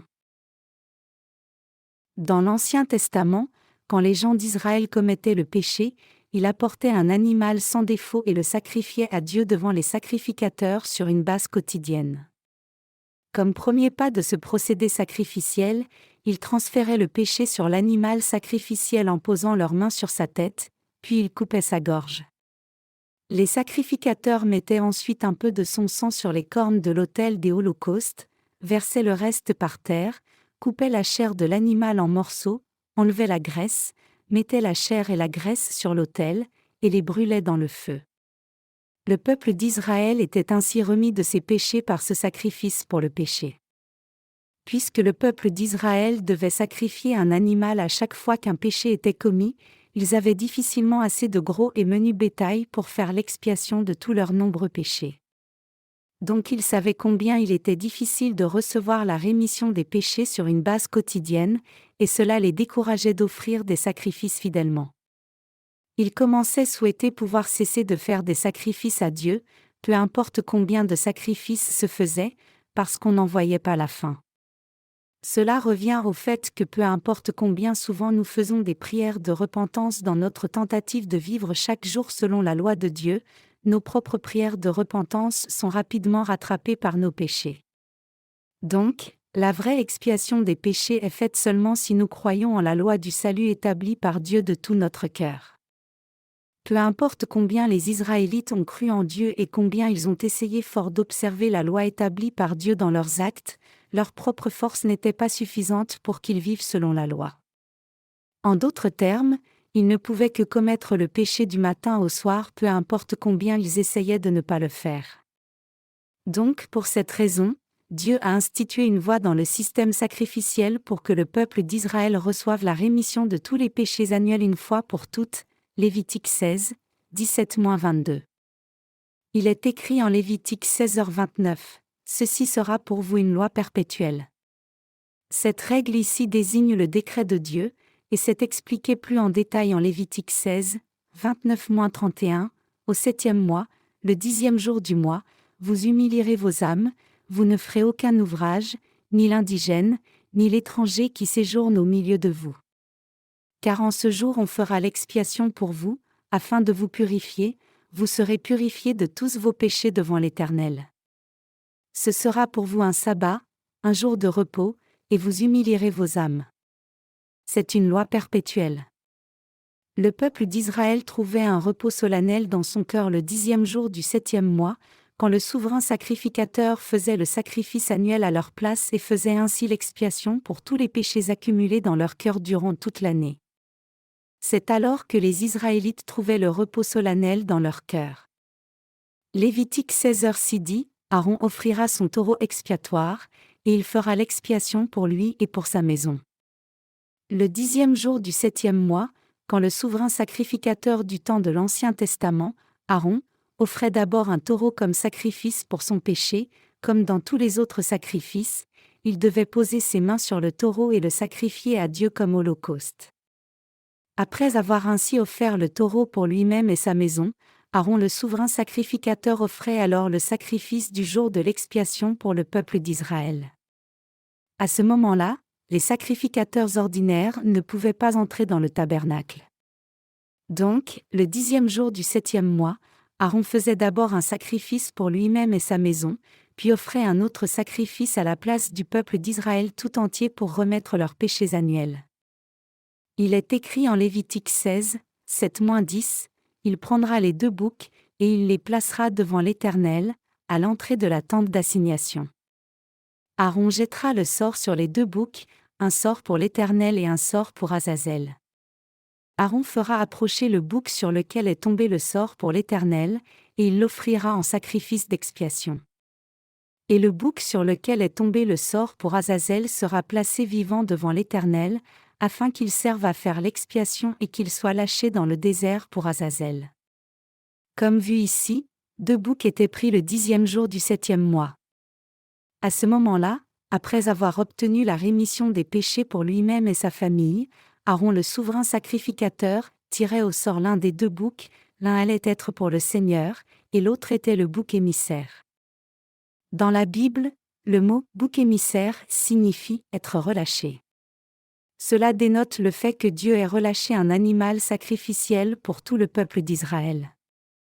Un bouc était offert d'abord au Seigneur, et cet animal sacrificiel était nécessaire pour que le souverain sacrificateur pose les mains sur sa tête dans le tabernacle pour tous les Israélites et transmettre ainsi les péchés annuels.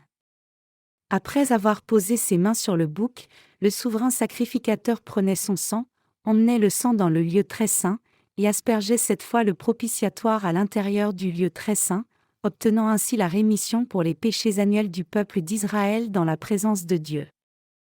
Au lieu de mettre le peuple d'Israël à mort, Dieu permettait à Aaron le souverain sacrificateur de transférer les péchés annuels sur le premier bouc et de lui faire porter toute la condamnation que le peuple d'Israël aurait dû porter, les sauvant ainsi à travers ce sacrifice. Pour que les Israélites reçoivent la rémission des péchés, il était absolument nécessaire qu'il y ait 2 animaux sacrificiels et 2 sortes de sacrifices offerts par le souverain sacrificateur. Et chaque sacrifice devait être offert selon le système sacrificiel établi par Dieu. Pour tous les sacrifices, chaque animal sacrificiel devait être un animal sans défaut selon la loi de Dieu, mais pour le sacrifice du jour de l'expiation, en plus de cela, le souverain sacrificateur devait transférer les péchés des Israélites sur l'animal en posant ses mains sur sa tête sans faute, tuer l'animal, et asperger son sang 7 fois sur et devant le propitiatoire. C'est ainsi que l'un des 2 boucs était sacrifié à Dieu. Ayant posé les mains sur le bouc et transféré tous les péchés annuels des Israélites, le souverain sacrificateur tuait le bouc et offrait son sang et sa chair à Dieu, comme expliqué en Lévitique 16, 18-19. En sortant, il ira vers l'autel qui est devant l'Éternel, et il fera l'expiation pour l'autel, il prendra du sang du taureau et du bouc, et il en mettra sur les cornes de l'autel tout autour.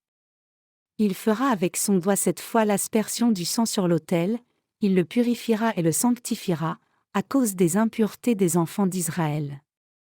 Sans ce sacrifice offert par le souverain sacrificateur, le peuple d'Israël aurait toujours été incapable de recevoir la rémission des péchés, mais grâce au système sacrificiel et au souverain sacrificateur établi par Dieu, ils ont pu recevoir la rémission de tous leurs péchés annuels une fois pour toutes. Ce système sacrificiel était le juste salut de Dieu et la méthode par laquelle Dieu a sauvé les Israélites. Installé dans le sacerdoce comme souverain sacrificateur, Aaron administrait l'expiation des péchés pour son peuple et Dieu.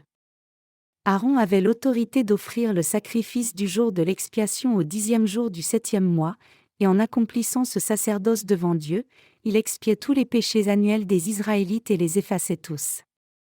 Quand le peuple d'Israël voyait les péchés être transférés sur le bouc par l'imposition des mains d'un homme, Aaron le souverain sacrificateur, leur représentant, ils avaient l'assurance que leurs péchés annuels étaient remis. Pour les gens de l'Ancien Testament, le salut qui apportait la rémission des péchés au peuple d'Israël tout entier était le sacrifice qui était donné à leur place par le souverain sacrificateur le 10e jour du 7e mois, c'est-à-dire le jour de l'expiation. Le deuxième bouc était offert pour l'expiation des péchés annuels des Israélites dans leur cœur. Ayant ainsi sacrifié l'un des deux boucs à Dieu, Aaron prenait ensuite le bouc restant, comme c'est écrit en Lévitique 16, 21-22, Aaron posera ses deux mains sur la tête du bouc vivant, et il confessera sur lui toutes les iniquités des enfants d'Israël et toutes les transgressions par lesquelles ils ont péché, il les mettra sur la tête du bouc, puis il le chassera dans le désert, à l'aide d'un homme qui aura cette charge. Le bouc emportera sur lui toutes leurs iniquités dans une terre désolée, il sera chassé dans le désert. Avec tout le peuple d'Israël qui regardait, Aaron posait ses mains sur la tête du second bouc et confessait tous les péchés des Israélites à leur place en disant : « Seigneur, le peuple d'Israël a commis le meurtre, l'adultère, le vol, la convoitise et l'offense. Ils se sont inclinés devant les idoles, ont enfreint le jour du sabbat, et ont utilisé ton nom en vain.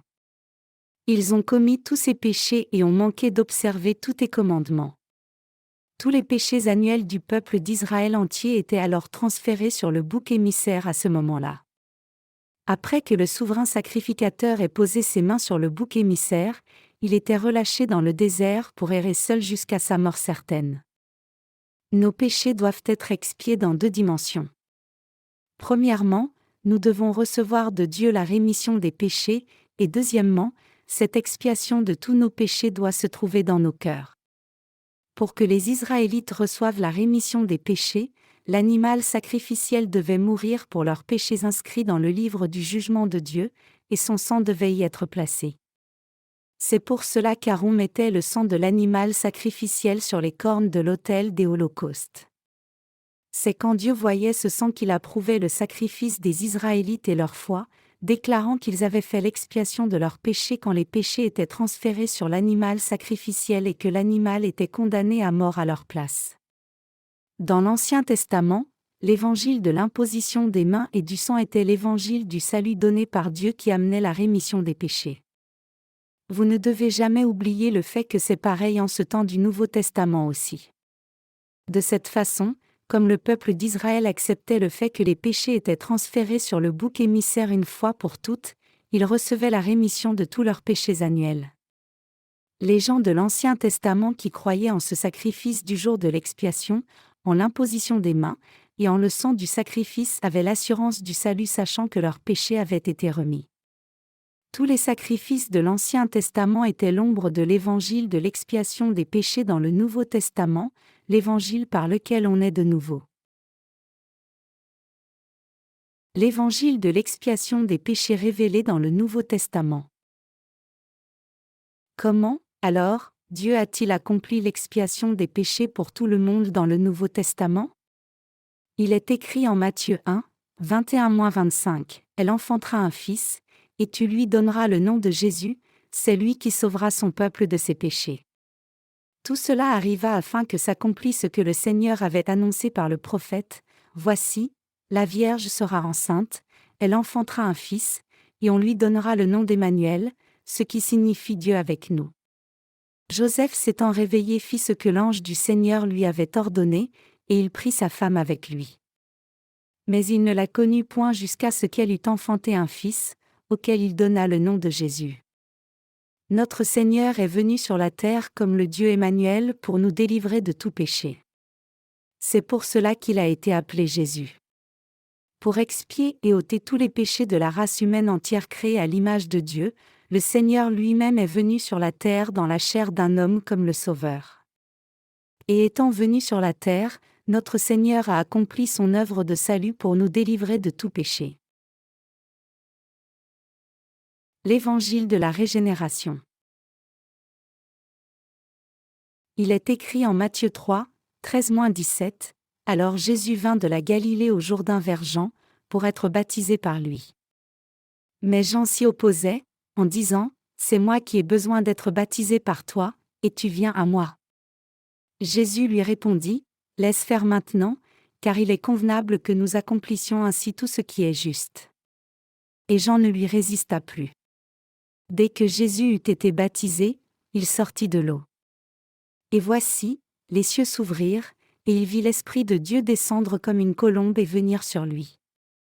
Et voici, une voix fit entendre des cieux ces paroles, « Celui-ci est mon Fils bien-aimé, en qui j'ai mis toute mon affection. » Comme vu ici dans le Nouveau Testament, à l'âge de 30 ans Jésus a été baptisé au Jourdain par Jean-Baptiste pour prendre les péchés du monde, et il a ainsi sauvé tous les pécheurs du monde de tous leurs péchés. En recevant ce baptême de Jean-Baptiste, Jésus a accompli toute la justice de Dieu. Pourquoi Jésus a-t-il reçu le baptême de la rémission des péchés au Jourdain? Ici dans la Bible, nous voyons le souverain sacrificateur céleste et le souverain sacrificateur terrestre se rassembler, et nous voyons aussi que Jésus a accompli la justice de Dieu à travers son baptême et a fait l'expiation de tous les péchés de chaque pécheur du monde. Jean-Baptiste, l'homme qui a baptisé Jésus, était le plus grand de ceux qui sont nés de femmes. Jésus lui-même a témoigné de ce fait clairement en Matthieu 11h11, « Parmi ceux qui sont nés de femmes, il n'en est point paru de plus grand que Jean-Baptiste. » Dans l'Ancien Testament, le peuple d'Israël recevait la rémission des péchés quand un pécheur ou le souverain sacrificateur mettait les mains sur la tête d'un animal sacrificiel. De même, dans le Nouveau Testament, c'est quand Jésus a été baptisé par Jean-Baptiste que l'expiation s'est faite pour tous les péchés du monde, et cette rédemption est reçue à travers Jésus par la foi. L'évangile de l'expiation des péchés qui permet à tout le monde de naître de nouveau est l'évangile par lequel Jésus a expié et effacé tous les péchés du monde. Donc, l'évangile de l'expiation des péchés accompli par Jésus à travers son baptême est l'évangile donné par Dieu, qui a sauvé la race humaine de tous les péchés du monde et l'a rendue sans péché à travers le baptême de Jésus le Fils de Dieu, l'évangile qui a accompli la justice de Dieu et remis chacun des péchés de l'humanité. Jésus a été baptisé de façon la plus appropriée pour accomplir ce salut de tous les pécheurs et faire l'expiation de tous les péchés. Que signifie « toute justice » ?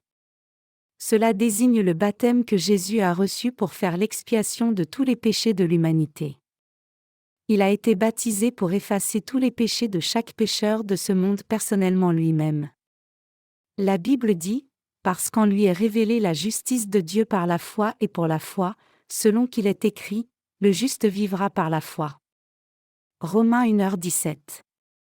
La justice de Dieu, c'est que Dieu le Père a envoyé son Fils sur la terre pour sauver tout le monde de tous les péchés du monde, et que le Père a expié chaque péché par le baptême de Jésus et son sang. C'est la justice de Dieu pour le salut. La justice de Dieu dans le Nouveau Testament a été accomplie précisément par le baptême de Jésus et son sang. Quelle est la justice que nous les pécheurs recevons de Dieu? C'est le baptême que Jésus a reçu de Jean-Baptiste sous la forme d'une imposition des mains. Il y a environ 2000 ans, tous nos péchés et les péchés du monde ont été transférés sur Jésus-Christ quand il a été baptisé par Jean-Baptiste, et c'est à cause de ce salut juste, parce que Jésus a porté tous les péchés de ce monde, que nous sommes devenus des gens justes même si nous étions pécheurs. Et notre délivrance de tous les péchés qui s'obtient en acceptant cette vérité est la justice même du salut qui se reçoit auprès de Dieu. Il est écrit en Matthieu 3h15, Jésus lui répondit, « Laisse faire maintenant, car il est convenable que nous accomplissions ainsi tout ce qui est juste. » Matthieu 3h15. Quand Jésus a été baptisé, les cieux s'ouvrirent, et il vit l'Esprit de Dieu descendre comme une colombe et venir sur lui. Et voici, une voix fit entendre des cieux ces paroles, « Celui-ci est mon Fils bien-aimé, en qui j'ai mis toute mon affection. » Dieu le Père lui-même a rendu témoignage du salut, disant ici que son Fils avait accompli toute justice en étant baptisé. Il disait, « Jésus, qui a été baptisé par Jean-Baptiste maintenant, est mon Fils. » Dieu le Père a personnellement attesté ici que son Fils avait été baptisé afin de sauver la race humaine du salaire de tous ses péchés. Il a rendu témoignage comme cela pour s'assurer que ce que Jésus son Fils avait fait, l'œuvre juste qui avait expié les péchés du monde, ne soit pas en vain. Jésus est le Fils de Dieu, et il est aussi le Seigneur et le Sauveur qui a délivré tous les pécheurs des péchés du monde. Quand Dieu le Père a dit ici, « Celui-ci est mon Fils bien-aimé, en qui j'ai mis toute mon affection », il attestait que Jésus avait pris sur lui tous les péchés du monde par son baptême en obéissance à la volonté du Père. Le mot baptême signifie laver, transférer, transmettre et ensevelir.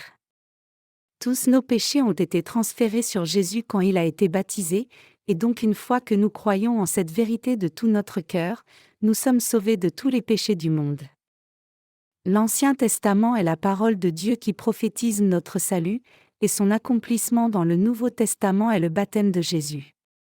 Donc l'Ancien Testament et le Nouveau Testament sont en réalité correspondants.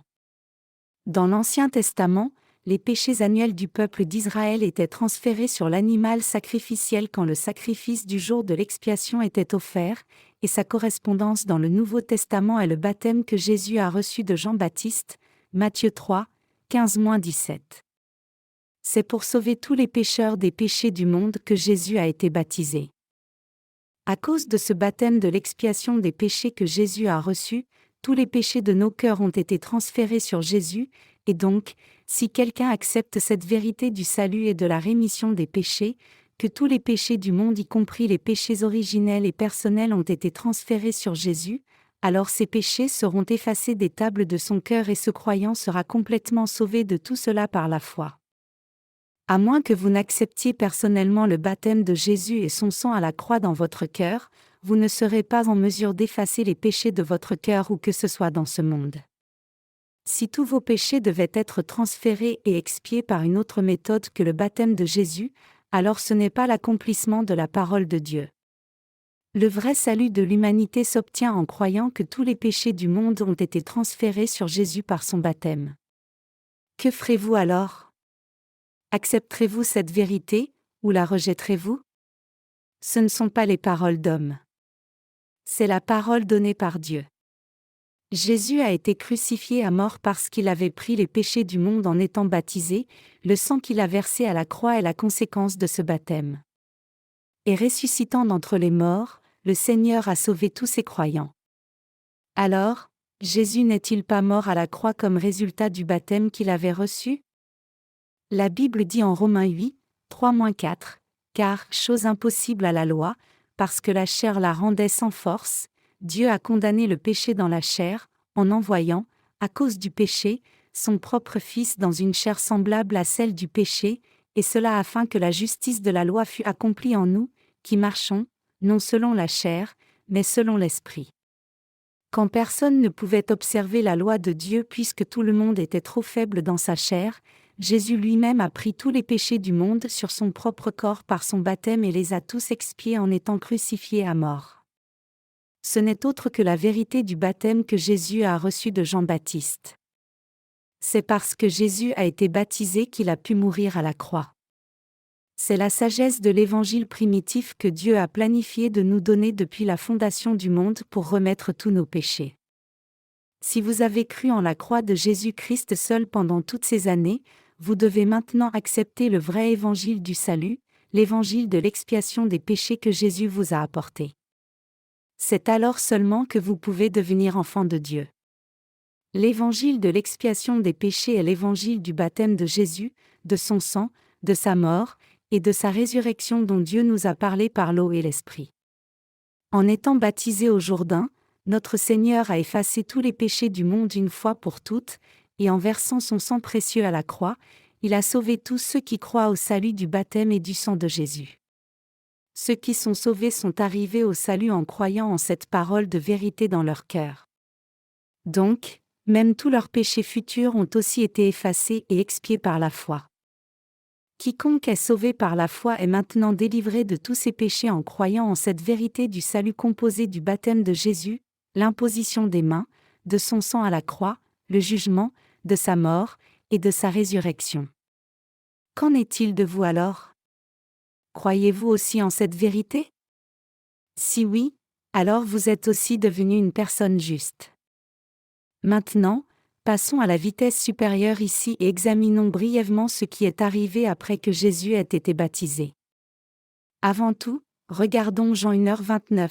Le jour suivant, Jean voyant Jésus venir vers lui s'écria : « Voici l'agneau de Dieu qui ôte le péché du monde. » Le « jour suivant » qui est rapporté ici dans la Bible désigne le jour après que Jésus ait été baptisé.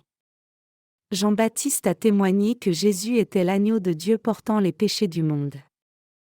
Il a témoigné de cela parce qu'il avait transféré tous les péchés du monde sur Jésus au Jourdain à travers le baptême qu'il lui avait donné la veille. Un témoin peut attester seulement ce qu'il sait certainement. De même, c'est parce que Jean-Baptiste avait personnellement baptisé Jésus qu'il pouvait rendre témoignage du Seigneur et dire : « Voici l'agneau de Dieu qui ôte le péché du monde. » Cela montre clairement que Jésus a porté tous les péchés du monde par son baptême et les a amenés à la croix, et ce n'est autre que cette parole qui est l'évangile de la régénération. Tous les péchés du monde. Comme mentionné, Jean-Baptiste a déclaré : « Voici l'agneau de Dieu qui ôte le péché du monde. » Jean 1h29. Ce passage signifie qu'à travers son baptême, Jésus a pris tous les péchés du monde du début à la fin.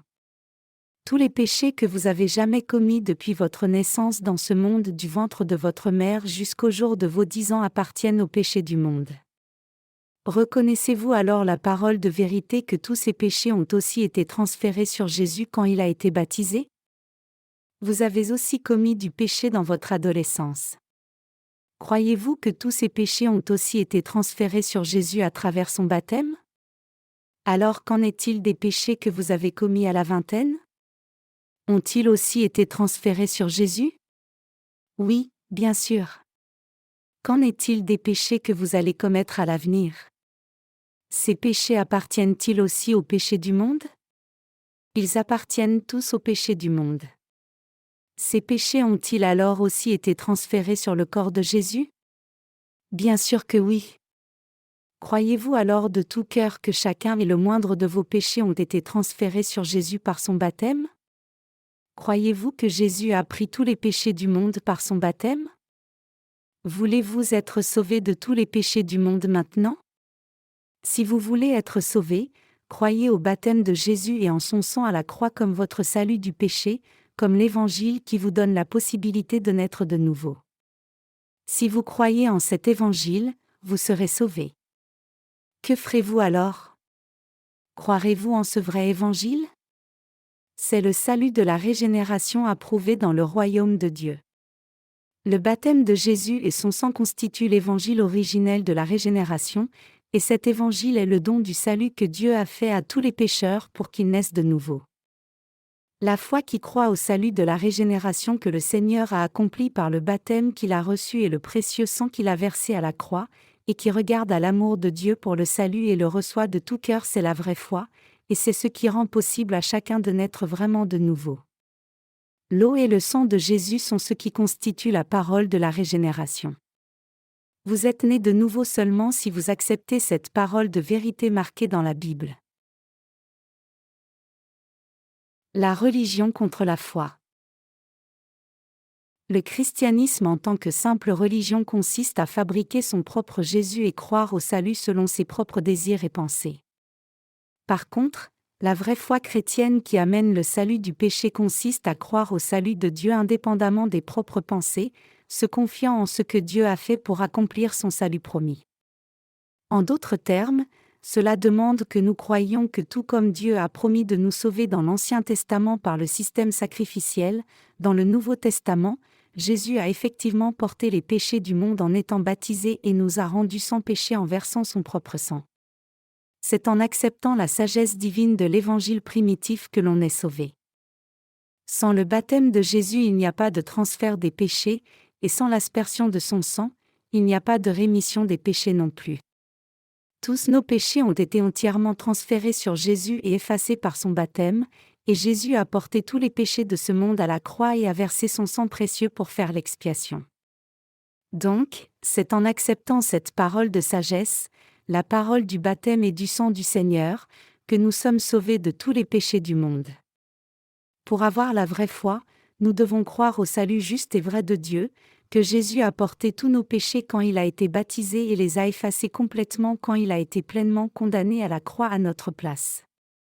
Dieu a tant aimé la race humaine que pour sauver chacun de tout péché, Dieu lui-même est venu dans ce monde dans la chair d'un homme, a été baptisé pour porter tous les péchés de l'humanité, et a versé son sang à la croix pour payer tout le salaire. Donc, vous êtes sauvés seulement en croyant en cette parole d'évangile de régénération, l'évangile de l'expiation des péchés que Jésus a faite pour vous.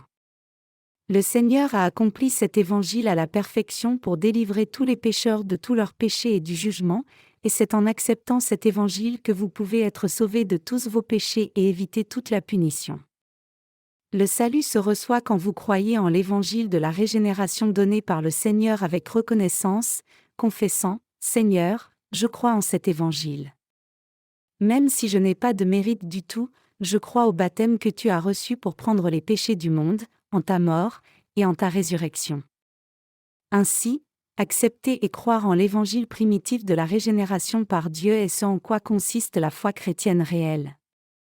C'est par la foi que vous naissez de nouveau, tout comme la Bible dit, la foi vient de ce qu'on entend, et ce qu'on entend vient de la parole de Christ. Romains 10h17. La Bible dit aussi, vous connaîtrez la vérité, et la vérité vous affranchira, Jean 8h32. Donc, vous devez connaître la vérité de l'eau et du sang de Jésus, et vous devez croire aux témoins de l'eau, du sang, et de l'Esprit attestant que Jésus est devenu votre vrai Sauveur, 1 Jean 5, 5-8.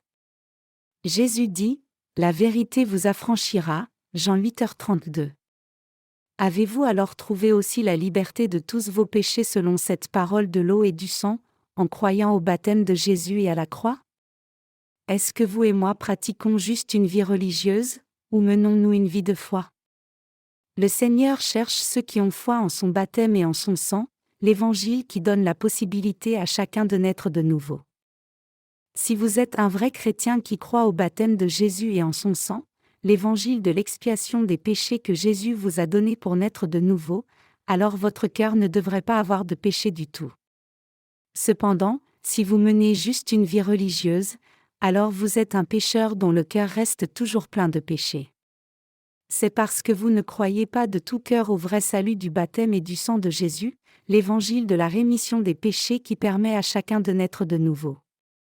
Si, en dépit de cet évangile, vous essayez de faire l'expiation de vos péchés et de les remettre en faisant vos propres prières de repentance de temps en temps, vous menez alors juste une vie religieuse. Des gens pareils ne peuvent pas être sauvés de leurs péchés. Vos propres prières de repentance ne peuvent pas remplacer l'évangile du salut, l'évangile de la régénération qui a expié tous les péchés de votre vie entière et fait leur expiation par le baptême de Jésus et son sang. Jésus a expié tous les péchés du monde, incluant même tous les péchés futurs de ses croyants, et c'est quand vous croyez en cet évangile de l'expiation des péchés que vous êtes sauvés. Pour répéter, aucune prière de repentance qui est faite jour et nuit par les chrétiens d'aujourd'hui ne pourra jamais remplacer l'évangile de régénération de Jésus, l'évangile de l'expiation des péchés. Tout chrétien doit donc maintenant croire en cet évangile de l'expiation des péchés et de régénération que Jésus a donné. Nous sommes incapables de nous repentir complètement de nos péchés. Ce genre de fausse repentance ne ramène personne vers Dieu, plutôt, cela n'apporte qu'un réconfort temporaire au cœur. Quand vous vous repentez faussement, vous ignorez la volonté de Dieu et dites seulement des mots vides par vous-même. Dieu ne veut pas ce genre de repentance de personne. Qu'est-ce que la vraie repentance alors? C'est revenir à Dieu. C'est revenir à la parole du salut par laquelle Jésus a délivré tous les pécheurs, et croire en cette parole de vérité exactement telle qu'elle est. La foi par laquelle nous sommes sauvés et remis de tous nos péchés est placée dans le baptême de Jésus, son sang, et sa résurrection d'entre les morts, et c'est en croyant en cet évangile que nous pouvons recevoir la vie éternelle. Nous avons été sauvés en croyant en cette parole d'évangile de tout notre cœur. C'est l'évangile de sagesse qui permet à tout croyant de naître de nouveau par l'expiation des péchés. C'est la vérité fondamentale du baptême de Jésus et de son sang, et c'est l'évangile du royaume de Dieu par lequel on est de nouveau en croyant en Christ de tout cœur. Quand notre Seigneur a dit que l'on devait naître de nouveau d'eau et d'esprit, il parlait de l'évangile de vérité, nous demandant de naître de nouveau en croyant en la parole de son baptême et de son sang. C'est en croyant en la parole de Jésus que nous pouvons voir le royaume de Dieu le Père et entrer dans ce royaume. Nous devons tous croire la parole de Jésus. Toute parole de la rémission des péchés donnée par Dieu pour nous concernant le baptême de Jésus, son sang à la croix, sa mort et sa résurrection est la parole de régénération, et c'est en croyant en cette parole que nous naissons de nouveau. Qu'en est-il de vous alors? Croyez-vous en l'évangile de l'expiation des péchés, l'évangile de la régénération? C'est parce que nous croyons au baptême de Jésus-Christ et en son sang à la croix que nous avons été sauvés de tous les péchés du monde et de nos péchés personnels. Avoir cette foi, c'est croire en l'évangile de régénération. En étant baptisé, Jésus a complètement effacé tous les péchés de tous les pécheurs de ce monde. Ne devriez-vous pas aussi être sauvés de tous vos péchés en croyant en l'évangile du baptême et du sang de Jésus qui vous permet de naître de nouveau? Le Seigneur a dit dans le passage des Écritures d'aujourd'hui, « En vérité, je te dis, si quelqu'un est né d'eau et de l'Esprit, il ne peut entrer dans le royaume de Dieu. » Jean 3h5. Quiconque a le vrai témoin de la parole accomplie par Jésus, c'est-à-dire quiconque a la parole du baptême de Jésus et de son sang qui permet à chacun de naître de nouveau, est quelqu'un qui est vraiment né de nouveau d'eau et d'esprit. Dieu lui-même a témoigné que la foi de ces gens est imputée à justice par lui. Comme la Bible le dit en 1 Jean 5, 3-10, ceux qui sont nés de nouveau par la foi ont la parole de Dieu et son témoignage de l'eau, du sang et de l'esprit dans leur cœur. Si vous croyez réellement en Jésus et menez une vie de foi, alors vous ne devriez jamais croire un faux évangile qui est dénué de l'expiation des péchés, plutôt, vous devez croire au vrai évangile. Dans l'Ancien Testament, Dieu a effacé complètement la lèpre du général Naaman quand il a immergé son corps dans le Jourdain 7 fois, 2 Rois chapitre 5. De même, en tant que croyants en Jésus, nous devons croire que le Seigneur nous a apporté le salut et a fait l'expiation de tous les péchés du monde, et que nous avons obtenu ce salut et sommes nés de nouveau en croyant au baptême de Jésus et en son sang à la croix. Ce n'est pas nous qui avons aimé le Seigneur premièrement, mais c'est le Seigneur qui nous a aimés le premier, et donc vous pouvez aussi être sauvés de tous les péchés du monde pour jouir de la vie éternelle en croyant en l'évangile de la régénération, l'évangile par lequel Dieu a remis tous vos péchés. Croyons donc tous en cet évangile de régénération et naissons de nouveau. Que Dieu vous bénisse tous.